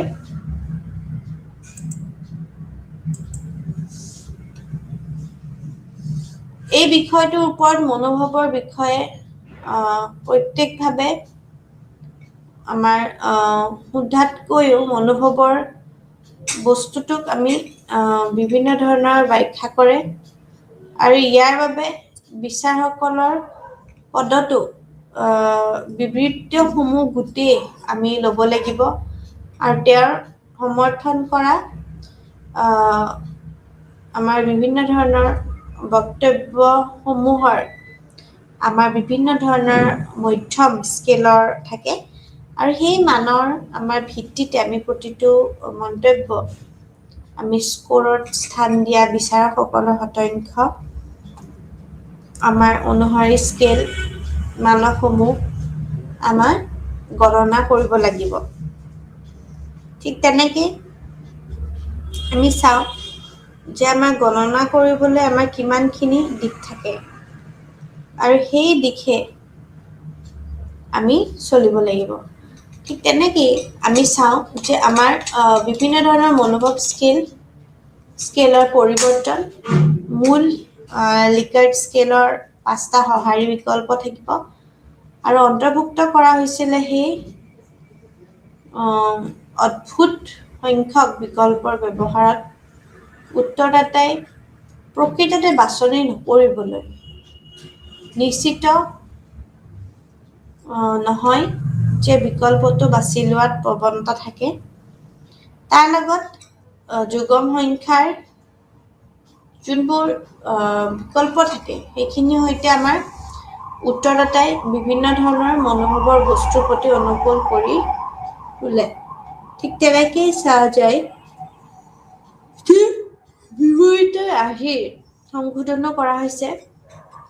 সম্পূৰ্ণ বিবৃতিৰ পৰিৱৰ্তে অসম্পূৰ্ণ বিবৃতি ব্যৱহাৰ কৰা হৈছে। ঠিক তেনেকৈ এই 5টা সংখ্যাৰ বিকল্পৰ আমি উত্তৰদাতাই মনোভাৱ বস্তুটোৰ প্ৰতি অনুকূল কৰাও বুলি দেখা যায়। এতিয়া যিটো সুবিধাখিনি সেইখিনি আমি নিৰ্মাণ কৰা সহজ ক'লো যে মনোভাৱৰ বিভিন্ন ধৰণৰ বস্তু পৰিস্থিতি বা আমাৰ পৰিৱেশৰ সৈতে খাপ খোৱা ক্ষমতা থাকে। তেনেকেই বিভিন্ন ৰেছপলিছ আৰ্হিৰ কেইটা মুঠ স্ক'ৰ উৎপন্ন কৰিব পাৰে, সেয়েহে গুডমেন আৰু থাৰ্ষ্টেইন স্কেলৰ দৰে সংবেদনশীল নহয়। ঠিক তেনেকৈ এটা মনোভাৱ স্কেলৰ উদাহৰণ দিশসমূহ উপযুক্ত আখৰৰ সৈতে বৃত্তিকাৰ প্ৰতি বক্তব্যৰ সৈতে আপুনি কিমান আমি একমত সেইখিনি সূচাবও পাৰোঁ। ইয়াত এনে কিছুমান বক্তব্যৰ গোট অন্তৰ্ভুক্ত কৰা হৈছে যিবোৰৰ ব্যক্তিৰ প্ৰতি থকা মনোভাৱৰ সৈতে জড়িত। এইটো যদি আমি চাওঁ যে গুডমেন স্কেলৰ দুটা বৈশিষ্ট্য এনে স্কেলৰ অন্তৰ্ভুক্ত কৰা হৈছে য'ত বক্তব্যসমূহ কোনো বস্তুৰ প্ৰতি থকা মনোভাৱৰ প্ৰতি ক্ৰমান্বয়ভাৱে ইতিবাচক আমাৰ অনুভূতিক প্ৰতিনিধিত্ব হৈ থাকে। এতিয়া যদি চাওঁ যে আমাৰ যিকোনো বিবৃতিৰ সমৰ্থন অৰ্থ হৈছে প্ৰতিটো কম ইতিবাচক বক্তব্যৰ সমৰ্থন হয়। ঠিক তেনেকে এই স্কেলৰ আমাৰ এই কৌশলটোক সমান আবিৰ্ভাৱৰ বিভিন্ন ধৰণৰ ব্যৱধান কৌশল বুলিও কোৱা হয়। যদি মনোভাৱক একমাত্ৰিক আমাৰ ৰৈখিক ধাৰাবাহিকতা হিচাপে যদি গ্ৰহণ কৰা হয় তেন্তে সমান প্ৰকাশ কৰা ব্যৱধানৰ পদ্ধতি স্কেল আৰু বিভিন্ন ধৰণৰ বিবৃতিয়ে ইয়াত জুখিবলৈ আমাক প্ৰস্তাৱ প্ৰয়োজনো হ'ব বুলি কয়। অৰ্থগতভাৱে পাৰ্থক্যমূলক স্কেল বিভিন্ন ধাৰণাসমূহত অৰ্থৰ দিশসমূহ জুখিব পৰা পদ্ধতি মনোভাৱ জোখা কৌশল হিচাপে ইয়াক বহুলভাৱে ব্যৱহাৰ কৰা হৈছে। ইয়াত 7 বিন্দুৰ 2 মেৰুৰ স্কেল থাকে, 7 পইণ্ট স্কেল থাকে, এটা গোট আৰু ধাৰণাসমূহৰ এটা গোট থাকে। প্ৰতিটো ধাৰণাত প্ৰতিটো স্কেলৰ ৰেটিং কৰা হয়। অৰ্থাৎ স্কেল থাকে 1, 2, 3, 4, 5, 6, 7 ঠিক আছে। তো এইখিনিতে আমাৰ পইণ্টছ থাকে ৰেটিং ইয়াতে হ'লে 10 ইয়াতে হ'লে 7 এনেকুৱা ইয়াতে হ'লে 5 এনেকে কিছুমান ৰেটিং থাকে এটা ডট থাকে ডট জইণ্টছ। তো আমি এই বস্তুবোৰৰ পৰা আমি লিকাৰ্ট এই বস্তুটো আমি বুজি পাওঁ। তো এই মনোভাৱৰ স্কেলৰ যোনটো ব্যৱহাৰ থাকে সেইটো আমি বিশেষকৈ পৰিস্থিতিত প্ৰয়োজন কৰি অনুসৰি সহশিক্ষা থাকে অৰ্থাৎ ধৰ্মীয় শিক্ষা থাকে আৰু তাৰ লগত আন্তঃৰাষ্ট্ৰীয় সহযোগিতা থাকে। এই বিষয়ত আমি বিভিন্ন ধৰণৰ সেয়েহে ব্যক্তিৰ মনোভাৱ বিচাৰি তাৰ লগত শৈক্ষিক গৱেষণাত মনোভাৱৰ স্কেলো ব্যৱহাৰ কৰা হয়। বিশেষকৈ পৰিস্থিতিৰ প্ৰয়োজন অনুসৰি সহশিক্ষা ধৰ্মীয় শিক্ষা আন্তঃৰাষ্ট্ৰীয় সহযোগিতা আদি বিষয়ত ব্যক্তিৰ মনোভাৱো কৰা হয়। কোনো ব্যক্তি বা ব্যক্তিৰ এটা গোটৰ কোনো পৰিঘটনা প্ৰতি থকা বিশ্বাসৰ পৰিমাপ লাভ কৰিবলৈ অনুসন্ধান ৰূপত মনোভাৱৰ স্কেল ব্যৱহাৰ কৰা হয় বুলি কোৱা গৈছে। ঠিক তেনেকেই আমি যদি চাওঁ তেনেহ'লে সেই স্কেলৰ আমি লিমিটেশ্যন চাম আৰু সীমাবদ্ধতা হোৱাৰ লগে লগে সেই গ্ৰহণযোগ্য মতামত প্ৰকাশ কৰি নিজৰ কিছুমান আমি এজন ব্যক্তিয়ে নিজৰ কি কৰিব পাৰে সেই বিষয়বস্তুটোত ভাল বিচাৰক নহ'বও পাৰে তেনেহ'লে নিজৰ প্ৰকৃততে যোনখিনি মনোভাৱ থাকে সেইখিনি বিষয়েও তেওঁ স্পষ্টভাৱে সচেতন নহ'ব পাৰে মানে এৱেৰ নহ'ব পাৰে। তো কোনো এটা নিৰ্দিষ্ট পৰিঘটনাৰ প্ৰতি যেতিয়া আমি লক্ষ্য ৰাখি পেলাই সেই তেওঁৰ প্ৰতি মনোভাৱ কি আছিল বা সেই কথা আৱিষ্কাৰ কৰিবলৈ আমি চেষ্টা কৰিব লাগে তেনেহ'লে হয়তো এনেকুৱা হ'ব পাৰে যে বাস্তৱ পৰিস্থিতিৰ সন্মুখীন হোৱা নহ'বও পাৰে। তো সেই মনোভাৱৰ যোনটো স্কেল আমি যদি সেইটো দি জুখি চাওঁ তেনেহ'লে সেইটো এটা ডাঙৰ লিমিটেশ্যন আমি কি বুলি কওঁ সীমাবদ্ধতা বুলি কওঁ সীমা মানে এটা লিমিটেশ্যন আছে। ঠিক তাৰ লগতে লিকাৰ্ট স্কেলে কিছুমান উল্লেখ কৰা কিছুমান 5টা স্থান আছিলে সমানে এই 5টা স্থান যোনটো আছিলে সেইখিনি আমি ব্যৱধানত আছে বুলি কওঁ তাৰ লগত বিশ্বাস কৰাও আমাৰ ভিত্তি নাই বুলি কয় যে কোনো প্ৰস্তাৱত দূৰ বা বিৰোধী ব্যক্তিৰ আমাৰ মূলা আমি যদি চাওঁ কি যে যিকোনো বস্তু আমি মূল্য সমান হোৱাৰ সম্ভাৱনা নাই। ঠিক তেনেকৈ আমি চাব পাৰোঁ যে আমাৰ বিভিন্ন ধৰণৰ কেইবাজনেও ব্যক্তিয়ে লাভ কৰিব সেই সন্মান বা তাৰ লগত আমাৰ কোনো ধৰণৰ নম্বৰ বা কোনো এটা স্থানৰ প্ৰতি আমি সমান অনুকূলতা ইংগিত দিব, সেয়েহে হৈছে সন্দেহজনক। আৰু তাৰ লগত এটা জীৱনযোগ্য পৰিস্থিতিৰ প্ৰতি কোনো আমি উত্তৰ দিবও নোৱাৰি বুলি কয়। এতিয়া বৈধতাৰ কিছুমানৰ প্ৰতিক্ৰিয়া আছে, ঠিক আছে, সেই প্ৰতিক্ৰিয়াবিলাক যেতিয়া আমি প্ৰকাশ কৰাৰ সম্ভাৱনা নাই বুলি কৈছে, তাৰ লগতে সঁহাৰিৰ নাম প্ৰকাশ নকৰাৰ পিছতো আমি ব্যক্তিসকলে কি কৰিব পাৰে, প্ৰকৃততে অনুভৱ কৰাটো যি অনুভৱ কৰিব লাগে, ঠিক আছে, আৰু সেই অনুসৰি সঁহাৰি দিয়াৰ প্ৰৱণতাও থাকে বুলি কয়। ঠিক তেনেকৈ এটা ভাল মনোভাৱ স্কেলৰ বৈশিষ্ট্য থাকে। ইয়াত ধাৰাবাহিকতাৰ আমাৰ একমাত্ৰিক স্কেলৰ আমাৰ পৰিমাপগত ব্যৱস্থান কৰা হৈছে আৰু ইয়াক চৰম আমাৰ বিভিন্ন ধৰণৰ ধনাত্মক অৱস্থাত পৰা চৰম আমাৰ যিমানখিনি অৱস্থানলৈকে আমাৰ বক্তব্য ব্যৱহাৰ কৰা হয় বুলি কৈছে। এতিয়া ইয়াত সাধাৰণতে আমাৰ 4 বিন্দুৰ স্কেল থাকে বুলি কয়। সেই 4 বিন্দুৰ স্কেলটো মই কৈছে যে ষ্ট্ৰংলি এগ্ৰি থাকে বা ষ্ট্ৰংলি ডিছএগ্ৰি বা ডিছএগ্ৰি থাকে। সেই আমাৰ 4 পইণ্ট স্কেল যোনটো থাকে, সেইটো আমাৰ ব্যক্তিজনে বিভিন্ন বস্তুৰ আমাৰ যোগফলৰ ক্ৰেডিট হিচাপে কি কৰিব পাৰে, স্ক'ৰ কৰিব পৰা যায়। আৰু ইয়াক সাধাৰণতে আমাৰ মানক আৰু নীতি নিয়মৰ কাম কৰাও হয় বুলি কৈছে। তো এই গোটেই বিষয়টোৰ ওপৰত আমি কি কৰিব পাৰোঁ, মনোভাৱৰ বিষয়ে প্ৰত্যেকভাৱে আমি বিভিন্ন ধৰণৰ সুদাত্মক মনোভাৱৰ বস্তুটোকো আমি ৰাখিব পাৰোঁ। আৰু ইয়াৰ বাবে বিভিন্ন ধৰণৰ বিচাৰকসকলৰ প্ৰদত্ত বিবৃতিসমূহো আমি গোটেই ল'ব লাগিব আৰু তেওঁৰ সমৰ্থন কৰাটো আমি বক্তব্যসকলৰ মাধ্যম স্কেলৰ ভিত্তিত থাকে। আৰু প্ৰতিটো বক্তব্য স্ক'ৰত স্থান দিয়া বিচাৰকসকলৰ আমাৰ শতাংশ থাকে আৰু সেই অনুসৰি আমাৰ স্কেল আমাৰ মানসমূহ গণনা কৰিব লাগিব বুলি কৈছে। ঠিক তেনেকৈ চাই যে আমাৰ মনোভাৱৰ স্কেল আমি অলপ আলোচনা কৰি ল'লোঁ, কিন্তু এই ডিছকাশ্যন যোনখিনি আছিল যে মানসিক বস্তু বুলিলে তেওঁ যিকোনো প্ৰতিষ্ঠান, আদৰ্শ বা প্ৰতীক বাখ্যাংকিত কৰি শ্লোগান হ'ব পাৰে, চাকৰি বা ধাৰণাক বুজায়, যাৰ প্ৰতি আমাৰ প্ৰতি মানুহৰ মাজত পাৰ্থক্য থাকিব পাৰে, তাৰ পৰা আমি ইতিবাচক বা নেতিবাচক প্ৰভাৱৰ ক্ষেত্ৰতো পেলাই বুলি কৈছোঁ। এতিয়া মনোভাৱ হৈছে সেই ব্যক্তিগত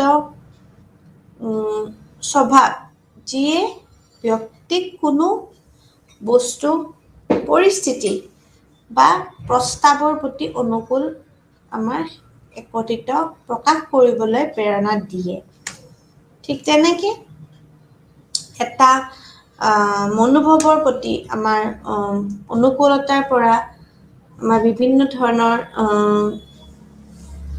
নিৰপেক্ষতাৰ মাজেৰে প্ৰতিফলতাৰ আবিৰ্ভাৱে সেই বিস্তৃত হৈ থাকে।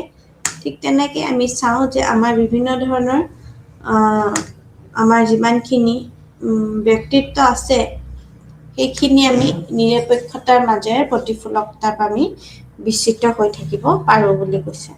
ঠিক তেনেকৈ মনোভাৱৰ হৈছে ব্যক্তিগত স্বভাৱ, যিয়ে ব্যক্তিক কোনো বস্তু, পৰিস্থিতি বা প্ৰস্তাৱৰ প্ৰতি অনুকূল বা বিভিন্ন ধৰণৰ প্ৰতিকূলভাৱে প্ৰতিক্ৰিয়া প্ৰকাশ কৰিবলৈ প্ৰেৰণা দিয়ে বুলি কয়। ঠিক তেনেকৈ মনোভাৱৰ স্কেলৰ প্ৰকাৰ থাকে আৰু সেই মনোভাৱৰ স্কেলৰ আটাইতকৈ প্ৰচলিত উপায় হ'ল ব্যক্তিক ব্যাখ্যা কৰা আৰু তাৰ লগত বিশেষকৈ তালিকা প্ৰদান কৰি প্ৰতিটো বাক্য বা বিশ্লেষণৰ প্ৰতি তেওঁলোকৰ প্ৰকৃততে অনুভূতি অনুসৰি উত্তৰ দিবলৈও কোৱা যায় বুলি কোৱা গৈছে। ঠিক তেনেকেই চাই যে বিভিন্ন ধৰণৰ প্ৰকৃতি অনুভূতি বা বিভিন্ন ধৰণৰ উত্তৰ দিবলৈও কোৱা মনোভাৱৰ স্কেলৰ যোনটো প্ৰকাৰ থাকে সেইখিনি আচলতে কিমানখিনি দূৰ গ্ৰহণযোগ্য সেইখিনিও চাব লাগিব। আৰু তাৰ লগত আমি এইটোও চাব পাৰোঁ যে বিভিন্ন ধৰণৰ আমি যেতিয়া বিস্ফোৰক কৰোঁ তেতিয়া আমি তেওঁলোকৰ প্ৰকৃততে অনুভূতি অনুসৰি উত্তৰ দিবলৈ সক্ষম হয় নেকি। যদি হয় তেতিয়া এই তালিকাসমূহক আমি স্কেল বুলি কিয় কওঁ বা কোৱা যায় সেইখিনি আমি আলোচনা কৰিব লাগিব। আৰু তাৰ লগতে বিভিন্ন স্কেলিং বা বিভিন্ন ধৰণৰ কৌশলৰ ফলত বিভিন্ন ধৰণৰ মনোভাৱৰ স্কেলৰ বিকাশ থাকে। এই বিকাশৰ আমি ঘটে আৰু সঘনাই ব্যক্তিক আমি যদি চাওঁ তেতিয়া আমি বিভিন্ন ধৰণৰ আমি সেমেন্টিক ডিফাৰেঞ্চিয়েল স্কেলটো আমি ট্ৰাই কৰিব পাৰোঁ। আৰু সেই সঘনাই ব্যৱহৃত থকা বিভিন্ন ধৰণৰ লিকাৰ্ট স্কেলৰ এটা শৃংখলাবদ্ধ বক্তব্য থাকে যিবোৰৰ আমি সকলোবোৰেই এটা বস্তুৰ প্ৰতি ব্যক্তিৰ মনোভাৱৰ সৈতে আমি জড়িত, যেনে স্কুলৰ প্ৰতি মনোভাৱ মানে পাৰচেপশ্যন। তো সেই লিকাৰ্ট স্কেলৰ কিছুমান দুবিধ বিবৃতিও দেখা যায় বুলি কৈছে। প্ৰথম ধৰণৰ বক্তব্য যাৰ সমৰ্থনে আমি বিবেচনাধীন বস্তুটোৰ প্ৰতি ইতিবাচক বা অনুকূল মনোভাৱৰ ইংগিত দিয়ে, যাক আমি অনুকূল বক্তব্য বুলি কোৱা হয়। দ্বিতীয় প্ৰকাৰৰ এনে হৈছে যে বক্তব্য অন্তৰ্ভুক্ত কৰা যায় য'ৰ সমৰ্থনে বস্তুবোৰৰ প্ৰতি নেতিবাচক বা প্ৰতিকূল মনোভাৱৰ ইংগিত দিয়ে। সেইখিনি হ'ল আমাৰ লিকাৰ্ট স্কেলৰ পৰিৱৰ্তন। এতিয়া মূল লিকাৰ্ট স্কেলৰ 5টা সাহৰীৰ বিকল্প অন্তৰ্ভুক্ত কৰা হৈছে। এতিয়া অদ্ভুত সংখ্যক বিকল্পৰ ব্যৱহাৰ উত্তৰদাতাই প্ৰকৃত বাছনি নকৰিবলৈ নিশ্চিত কৰে, যেনে যুগম সংখ্যা থাকে অৰ্থাৎ ডুৱেল নম্বৰ থাকে বিকল্পৰ সৈতে। উত্তৰদাতাই মনোভাৱৰ বস্তুটোৰ প্ৰতি অনুকূল আৰু প্ৰতিফলন কৰে। তো সেই ৰেছপলিছ মাজৰ এটা বাছি ল'বলৈ বাধ্য হয়। বিবৃতিৰ আৰ্হিৰ সংশোধনো কৰা হয় আৰু বিভিন্ন ধৰণৰ সম্পূৰ্ণ বিবৃতিৰ পৰিৱৰ্তেও অসম্পূৰ্ণ বিবৃতি ব্যৱহাৰ কৰা হয় বুলি কোৱা যায়। তাৰ লগতে যদি আমি চাওঁ যে সম্পূৰ্ণ কৰিবৰ কাৰণে যিমানখিনি বিবৃতিৰ প্ৰয়োজন হয় সেইখিনি আচলতে বাছনি নকৰিবলৈ আমি নিশ্চিত কৰা যায়। আৰু তাৰ লগত আমি যদি চাওঁ যে ইয়াৰ বিকল্প কিবা আছে নেকি তেতিয়া আমি সেই বাছি লোৱাৰ প্ৰৱণতাটোত আমি ইয়াৰ লগত মিক্স আপ হৈ থাকে। তো এই যুগম সংখ্যাই হওক অৰ্থাৎ যোনবোৰ ডুৱেল নিউমেৰিকেলছ থাকে বা এই বিকল্পৰ সৈতে আমি উত্তৰদাতাই মনোভাৱৰ বস্তুবোৰ বুজি পায় নে নাপায়, তো তাৰ লগত আমি অনুকূল আৰু প্ৰতিকূল কৰিবও পাৰোঁ বুলি কয়। এতিয়া এই সুবিধাসমূহ যদি আমি কওঁ, যেনেকৈ প্ৰথমটো হৈছে আমি নিৰ্মাণ কৰাত সহজ বুলি কওঁ। এই নিৰ্মাণ কৰাত সহজ বুলি কোৱাৰ লগে লগে আমি কওঁ কি যে ইজি টু এডমিনিষ্টাৰ, অৰ্থাৎ আমি এডমিনিষ্টাৰ কৰিবলৈ সহজ হয়। এতিয়া সেই মনোভাৱৰ বিভিন্ন ধৰণৰ বস্তু থাকিব পাৰে বা পৰিস্থিতি থাকিব পাৰে য'ত পৰিৱেশৰ সৈতে খাপ খোৱাটো ক্ষমতা হয়। তো আমি যেনেকুৱা ধৰণৰে কুৱেশ্যন নাথাকক কিয় আমি কি কৰিব পাৰোঁ, সেই নিৰ্মাণ কৰাত যিহেতু সহজ তো আমি সেই ধাৰণাটোৰ প্ৰতি আমি খাপো খুৱাই ল'ব পাৰোঁ, অৰ্থাৎ এডজাষ্ট হৈ যায়। তো যিকোনো প্ৰব্লেম সলিউশ্যন আৰু সেই তাৰ লগত স্কেলৰ কিছুমান আমাৰ এনেকুৱা ধৰণৰ অসুবিধা আছে, অৰ্থাৎ যোনবোৰ আমাৰ সীমাবদ্ধতা অৰ্থাৎ লিমিটেশ্যনছ আছে। তো সেইটো হৈছে কি যে এটা মনোভাৱ স্কেলৰ কি হয় যে উদাহৰণ দিশসমূহ থাকে, কিছুমান বিভিন্ন ধৰণৰ উদাহৰণ থাকে। তাৰ লগত আমি যদি কওঁ যে উপযুক্ত আখৰ প্ৰয়োজন হয়, এতিয়া উপযুক্ত আখৰসমূহত কি হয় যে বৃত্তিকাৰ কৰি প্ৰতিটো ব্যক্তিৰ সৈতে আমি কিমান একমত বা কিমানখিনি আমি অসমতাৰ লগত জড়িত হৈছে সেইটো বুজা হয়। অৰ্থাৎ যোনটো আমাৰ 4 পইণ্ট স্কেল থাকে সেই 4 পইণ্ট স্কেলটোত আমি কি কৰিব পাৰোঁ যে বিভিন্ন ধৰণৰ যেনেকৈ ষ্ট্ৰংলি এগ্ৰী অৰ্থাৎ এটা স্কেল, নেক্সট হৈছে এগ্ৰি, তাৰপিছত আমাৰ ষ্ট্ৰংলি ডিছএগ্ৰি বা ডিছএগ্ৰি। এই 4 পইণ্ট স্কেলটোৰ কথা কৈছে যে আমি উপযুক্ত খৰত পুৰা বস্তু পাৰ্টিকুলাৰ হ'ব লাগিব। যদি এই ডট থাকে তেনেহ'লে সেই ব্যক্তিৰ সৈতে আমি কিমান একমত হয়। ইয়াত যোনটো আমি পইণ্ট কৰিম, যেনেকৈ ষ্ট্ৰংলি এগ্ৰিত যদি 10 থাকে তাৰ পৰা আমি কাউণ্ট কৰিব পাৰোঁ 10, বা ইয়াতে যদি নেক্সট যিমানখিনি ৱেইট কেৰি কৰে, তো এই গোটেই বস্তুখিনি আমি 4 পইণ্ট স্কেলত দেখুৱাই দিওঁ। তো এইটো এটা হৈছে, কিন্তু কেতিয়াবা কি হয় কি যে ব্যক্তিৰ বিভিন্ন ধৰণৰ বেলেগ বেলেগ পাৰচেপশ্যনত আমাৰ সেই অসমানতা হৈ যায়, অৰ্থাৎ আনইকুৱেল ডিষ্ট্ৰিবিউশ্যন হৈ যায়। তো সেইটো এটা ডাঙৰ প্ৰব্লেম হৈ যায়। তো তাৰ লগত আমাৰ যোনটো নেক্সট স্কেল আছিলে সেইটো হৈছে আমাৰ গটমেন স্কেল। অৰ্থাৎ গটমেন স্কেলৰ যদি আমি কওঁ যে কিছুমান আমাৰ বক্তব্যৰ গোটেই অন্তৰ্ভুক্ত থাকিবৰ কাৰণে কৰা হৈছে, আৰু যিবোৰ আমাৰ ব্যক্তিৰ প্ৰতি থকা মনোভাৱৰ সৈতে জড়িত হৈছে। অৰ্থাৎ এই মনোভাৱৰ লগত জড়িত হৈ থকাৰ লগে লগে আমাৰ দুটা মানে খুব বেছি গুৰুত্বপূৰ্ণ বৈশিষ্ট্য আছে।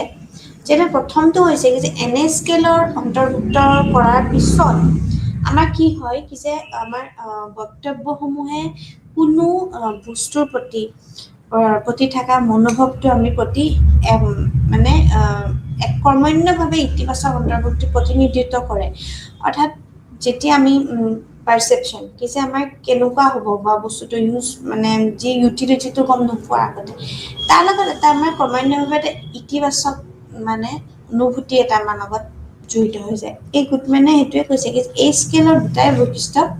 এটা হৈছে কি যে আমি ইণ্ডিভিজুৱেল যোনটো আমাৰ কানেকশ্যন থাকে সেই স্কেলত অন্তৰ্ভুক্ত কৰাৰ পিছত আমি বক্তব্যসমূহ কোনো বস্তুৰ প্ৰতি থকা মনোভাৱৰ নকৰে, মানে সেইটো কোনো ধৰণৰ আমাৰ পাৰচেপশ্যন লগত মিলি পালে আমি সেইটোত ইয়াত কাম নকৰে। আৰু যিকোনো বিবৃতিৰ মানে যিকোনো পৰিস্থিতিত সমৰ্থন মানে অৰ্থই হ'ল কি যে প্ৰতিটো কম বা ইতিবাচক বক্তব্যৰ সমৰ্থনো কৰে বুলি কয়।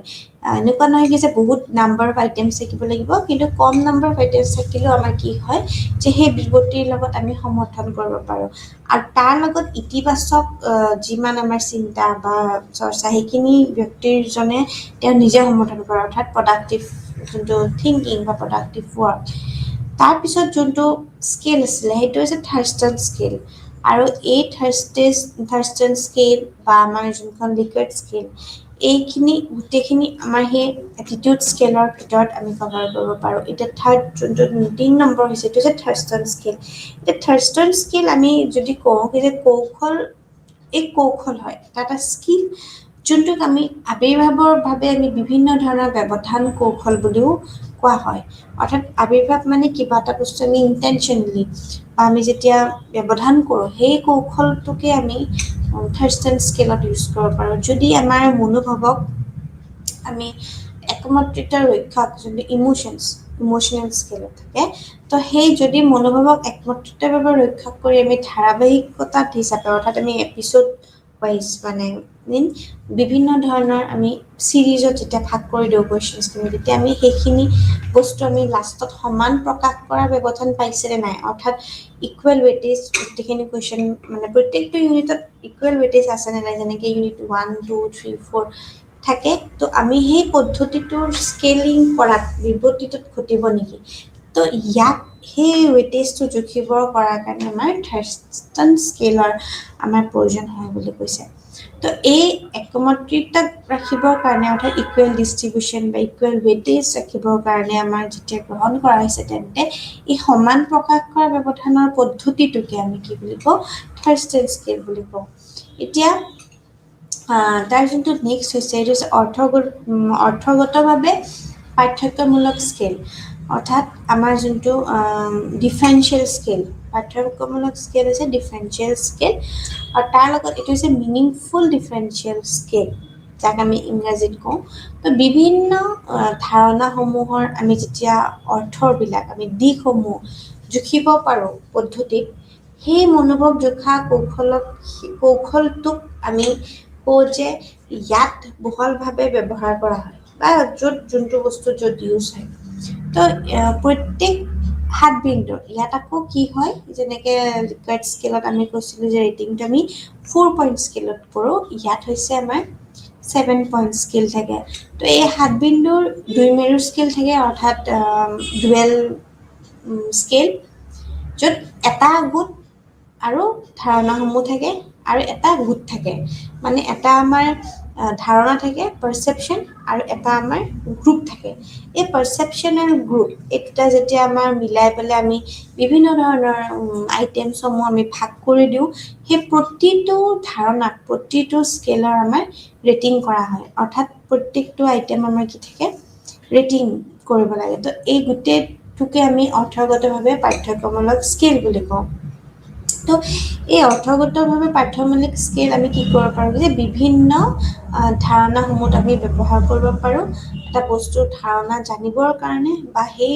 জুখিবৰ কাৰণে আমি পদ্ধতিটো ব্যৱহাৰ কৰিব পাৰোঁ আৰু মেইনলি মনোভাৱ জুখিব পৰা যোনটো কৌশল থাকে অৰ্থাৎ আমাৰ যোনখিনি মনোভাৱ অৰ্থাৎ ফিলিংছ সেইখিনি যেতিয়া আমি স্কেল দি জুখোঁ ইয়াক আমি কি বুলি কওঁ যে বহুলভাৱে ব্যৱহাৰ কৰা হয় এতিয়া বৰ্তমান বিভিন্ন ধৰণৰ স্কিল যেনেকৈ মেডআপ কৰিব লাগে সাইকোলজিকেল টেষ্ট হওক APA টেষ্ট হওক বা বিভিন্ন ধৰণৰ আমাৰ যোনবোৰ স্কিল থাকে কুৱেশ্যনাৰীবিলাক আমি পুট কৰিবৰ কাৰণে সেইখিনি আমি বিভিন্ন ধৰণৰ গৱেষণাত বা বিভিন্ন ধৰণৰ ৰিচাৰ্চ ষ্টাডিত আমি ব্যৱহাৰ কৰোঁ বা বিভিন্ন ধৰণৰ আমাৰ এডমিনিষ্ট্ৰেশ্যন লাইনত আমি ইউজ কৰিব পাৰোঁ যাতে আমি প্ৰপাৰ অথেণ্টিক ৰিপৰ্টটো পাওঁ পাৰচেপশ্যন তো ইউজ কৰিব পাৰোঁ আৰু মেইনলি আমি গ্ৰুপছত আমি ব্যৱহাৰ কৰিব পাৰোঁ বিকজ গ্ৰুপছত ইনফৰ্মেশ্যনখিনি কি হৈ থাকে স্কেটাৰ হৈ থাকে তো তাৰ ফলত আমি ইউজ কৰিব পাৰোঁ আৰু প্ৰতিটো ধাৰণাক আমি প্ৰতিটো স্কেলৰ ৰেটিং কৰিবলৈ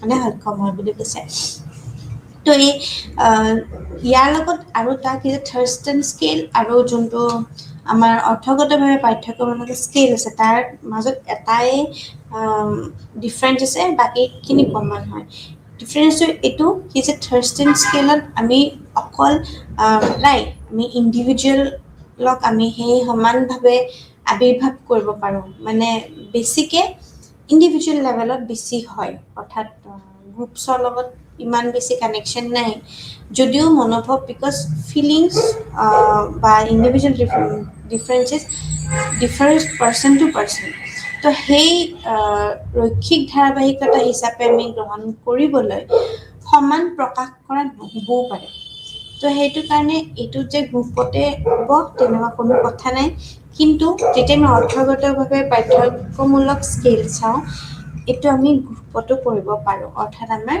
বিভিন্ন ধৰণৰ গোটত আমি এই যোনটো স্কেল আছে সেইটো আমি ব্যৱহাৰ কৰিব পাৰোঁ তো এই ধাৰণাসমূহৰ এটা গোট থাকে আৰু প্ৰতিটো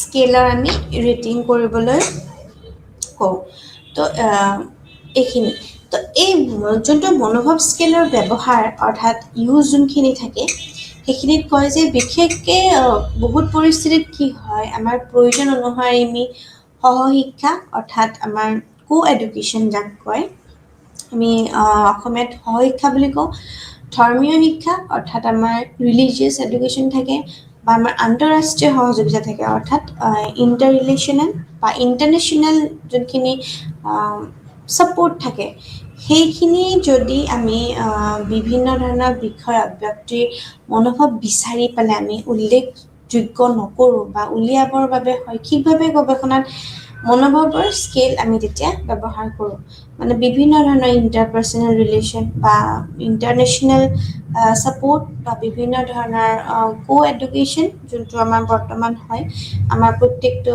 ইনষ্টিটিউশ্যনত বা ৰিলিজিয়াছ এডুকেশ্যন আৰু এটা আছে পাৰ্পেচুৱেল এডুকেশ্যন বুলি সেইটো আমাৰ ইয়াতে ইমান বেছি ডিটেইলছত প্ৰয়োজন নাই কিন্তু তাত আমাৰ সেই মনোভাৱ স্কেলত ব্যৱহাৰ হয় তো কোনো ব্যক্তি বা কোনো ব্যক্তি এটা গোটৰ কোনো ধৰণৰ পৰিঘটনাৰ প্ৰতি থকা বিশ্বাসৰ পৰিমাপ যেতিয়া যোগ কৰে মানে পাৰচেপশ্যন আৰু টুৱাৰ্ডছ আদাৰ থিংছ তো সেইখিনি পৰিমাপ মানে অৰ্থাৎ পৰিমাপ বুলি ক'লে আমি মেজাৰ কৰা বুজাওঁ সেইখিনি লাভ কৰিবলৈ আমাৰ অনুসন্ধান ৰূপত মনোভাৱৰ স্কেল ব্যৱহাৰ কৰা হয় অনুসন্ধান হৈছে আমি ইনভেষ্টিগেট কৰিবৰ কাৰণে বা আমি যেতিয়া অবজাৰভেশ্যন কৰোঁ, তাৰপিছত আমি ইনভেষ্টিগেট কৰা সেই স্কেলটোত আমি সেই ষ্টেজটোত ব্যৱহাৰ কৰা যায় বুলি কৈছে।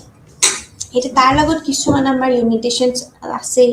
তো সেই লিমিটেশ্যনৰ এটা নিৰ্দিষ্ট হয় যে কি যে এই যিমানবিলাক পৰিঘটনা থাকে প্ৰত্যেকটো তেওঁৰ প্ৰকৃততে মনোভাৱ কি আছিল সেই কথাটো আমি আৱিষ্কাৰ কৰিবলৈ তেওঁ কি কৰিব পাৰে যে কোনো বাস্তৱ পৰিস্থিতিত সন্মুখীন হোৱা যদিও নাই তেওঁ সন্মুখীন হ'বলগীয়া হ'ব পাৰে। তো এই এজন ব্যক্তিৰ নিজৰ বিষয়ে ভাল বিচাৰক নহ'বও পাৰে, যেনেকৈ নিজে নিজকে ভালকৈ বিচাৰ নকৰিব পাৰে, কিন্তু নিজৰ প্ৰকৃততে মনোভাৱখিনি তেওঁ স্পষ্টভাৱে সচেতন নহ'বও পাৰে।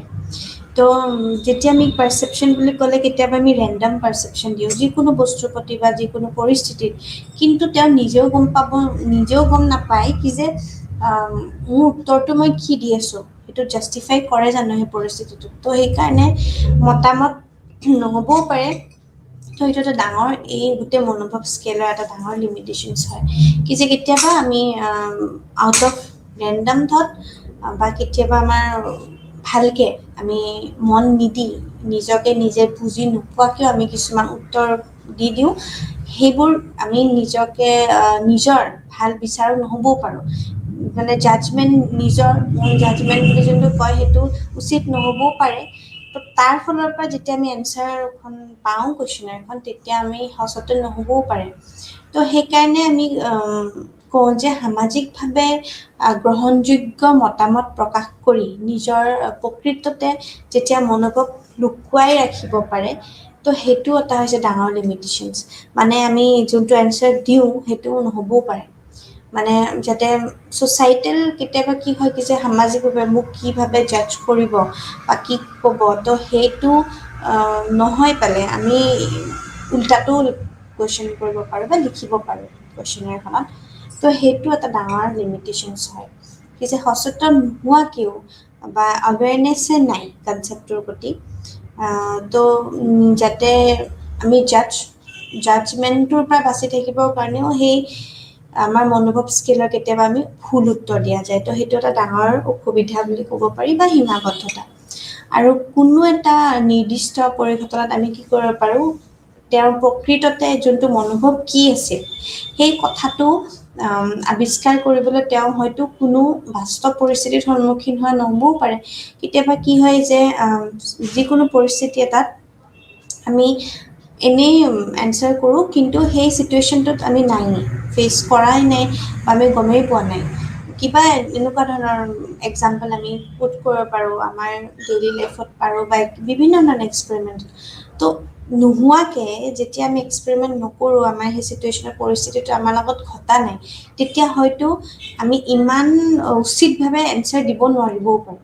তো সেইকাৰণে কৈছে কি যে মনোভাৱৰ স্কেলৰ এইটো এটা লিমিটেশ্যনছ হয় যে সেই পৰিস্থিতিটোত নিজে নোহোৱাকৈ আমি কেতিয়াও গম নাপাওঁ। সেইকাৰণে আমি কেতিয়াবা কিছুমান ভুল কৰিলে learning we make mistakes only to have that learning. মানে লাৰ্ণিঙৰ পৰা শিক্ষাই হৈছে কি যে জীৱনজৰীয়া প্ৰক্ৰিয়া, তাৰ লগত আমি কি কৰোঁ কি যে শৈক্ষিকভাৱে আমি সদায় শিকি থাকোঁ। তো সেই শিক্ষাটোৱে হৈছে একচুৱেলি আমাৰ শিক্ষা। যেতিয়া আমি ভুলবোৰৰ পৰা আমি শিকোঁ, ভুলৰ পৰা কেনেকৈ আমি ভাল পথটো লওঁ। তো তাৰ কাৰণে ইয়াৰ লগত এইটোৱে হয় কি যে আমি কেতিয়াবা সেই শিক্ষাৰ কাৰণেও আমি সেই পৰিঘটনাটোত নপৰিবও পাৰোঁ, কিন্তু পৰিঘটনাটোত পৰিলেহে শিকিম। তো সেই প্ৰকৃততে মনোভাৱ কি হয় টুৱাৰ্ডছ ডেট চিটুৱেশ্যন আমি পটককৈ প্ৰপাৰ এনচাৰ নাপাবও পাৰোঁ। তো সেইটো এটা ডাঙৰ ইয়াৰ ড্ৰবেক হয়। তো এই গোটেই আমাৰ কেইবাজন ব্যক্তিয়েও আমাৰ কি কৰিছে লাভ কৰা সমানভাৱে বিভিন্ন ধৰণৰ নম্বৰে কোনো এটা স্থানৰ প্ৰতি সমান আমাৰ কি কৰিব নোৱাৰে অনুকূলতাৰ ইংগিত দিব, সেয়ে আমাৰ সন্দেহজনক। মানে বিভিন্ন ধৰণৰ কি হৈছে কি যে আমি যদি বহুতকো কুৱেশ্যন কৰোঁ পুট কৰোঁতে চবেই যে সমানভাৱে এনচাৰ দিব তেনেকুৱা কোনো ধৰণৰ আমাৰ ধৰা বান্ধা কোনো ধৰণৰ নিয়ম নাই। আৰু এই লিকাৰ্ট স্কেলৰ যোনখন আগত নাছিলে সেইখন উল্লেখ কৰা আমাৰ এই যোনটো 5টা স্থান আছে সমানভাৱে, যেনেকৈ ক'লোঁ ষ্ট্ৰংলি এগ্ৰী, ডিছএগ্ৰী বা যোনখিনি এগ্ৰী বা সেইকেইটা আমাৰ বিশ্বাস কৰাৰ কোনো ভিত্তি নাই। বহুতে কি হয় কি যে ষ্ট্ৰংলি এগ্ৰিড অকল যদি সেইখন কুৱেশ্যন যদি ক্ল'জ এণ্ডেড হয় তেনেহ'লে তাত এনচাৰ দিব পাৰে, এক্সট্ৰা পাৰ্চেপশ্যন থাকিবও পাৰে। তো সেই বস্তুখিনি তাতে লিমিটেশ্যনছ হৈ যায়। তো কোনো প্ৰস্তাৱৰ দূৰ বা বিৰোধিত কৰি কেতিয়াও এই ব্যক্তিৰ মূল্য সমান হোৱাৰ সম্ভাৱনা নাই বুলি কোৱা যায়। তো এইটো এটা ডাঙৰ সমস্যা হয়। আৰু মেইনলি আমাৰ এই গোটেই জীৱনযোগ্য পৰিস্থিতিৰ প্ৰতি আমি কোনো উত্তৰদাতাই কেতিয়াও আমাৰ কি কৰিব নোৱাৰে কি যে বৈধভাৱে প্ৰক্ৰিয়া প্ৰকাশ কৰাৰ সম্ভাৱনা নাই।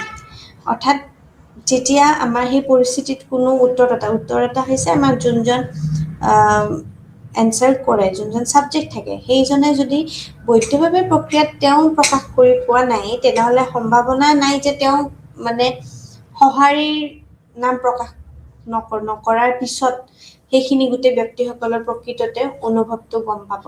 তো এই অনুভৱ কৰিব লাগে বা আমাৰ সেই সঁহাৰি দিয়াৰ প্ৰৱণতা থাকে। তো মোৰ বহুত ধৰণৰ সমস্যাৰ সন্মুখীন হোৱাৰ চান্স থাকে। তো সেইটো কাৰণে কৈছে যে কেইবাজন ব্যক্তিও আমি কি কৰিব পাৰোঁ, লাভ কৰিব পাৰোঁ, কিন্তু সমান নম্বৰভাৱে কোনো এটা স্থানৰ প্ৰতি যে সমান অনুকূলতা থাকিব তাত কোনো তেনেকুৱা নিয়ম নাই। আৰু সেই নিয়ম নোহোৱাৰ কাৰণে সেইটো এটা আমাৰ অসুবিধাৰ সম্ভাৱনা হ'ব পাৰে। খালি ইয়াৰ এটা বহুত ইম্পৰ্টেণ্ট মানে ভাল যোনটো আমাৰ লিমিটেশ্যনছ বুলি নহয়, যোনটো আমাৰ ভাল চাইড এছপেক্ট হয় বৈশিষ্ট্য, এইটো হৈছে কি যে ইয়াৰ কোনো ধাৰাবাহিকতাৰ একমাত্ৰিক যদি কওঁ আমি যে স্কেলৰ পৰিমাণগত পৰিণাম ব্যৱস্থা কৰা হৈছে। তো ইয়াত চৰম যোনটো আমাৰ ধনাত্মক অৱস্থান থাকে সেইটোৰ লগত আমাৰ চৰম ধনাত্মক বক্তব্য ব্যৱহাৰ কৰা হয়।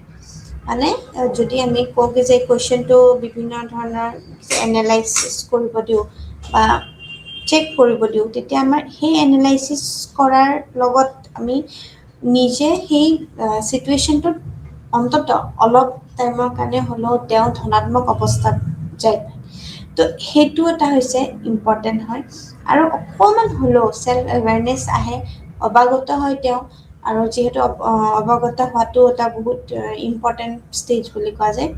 আৰু এই ধাৰণাত আমাৰ 4 বিন্দু স্কেল ব্যৱহাৰ কৰা হয়, যোনটো মই অলৰেডি ক'লোঁ কি যে ষ্ট্ৰংলি এগ্ৰী সেইটো হৈছে তীব্ৰভাৱে একমত বুলি যাক কওঁ, বা একমত এগ্ৰী, আৰু তাৰ লগত একমত নহয় সেইটো হৈছে ষ্ট্ৰংলি অকল ডিছএগ্ৰী।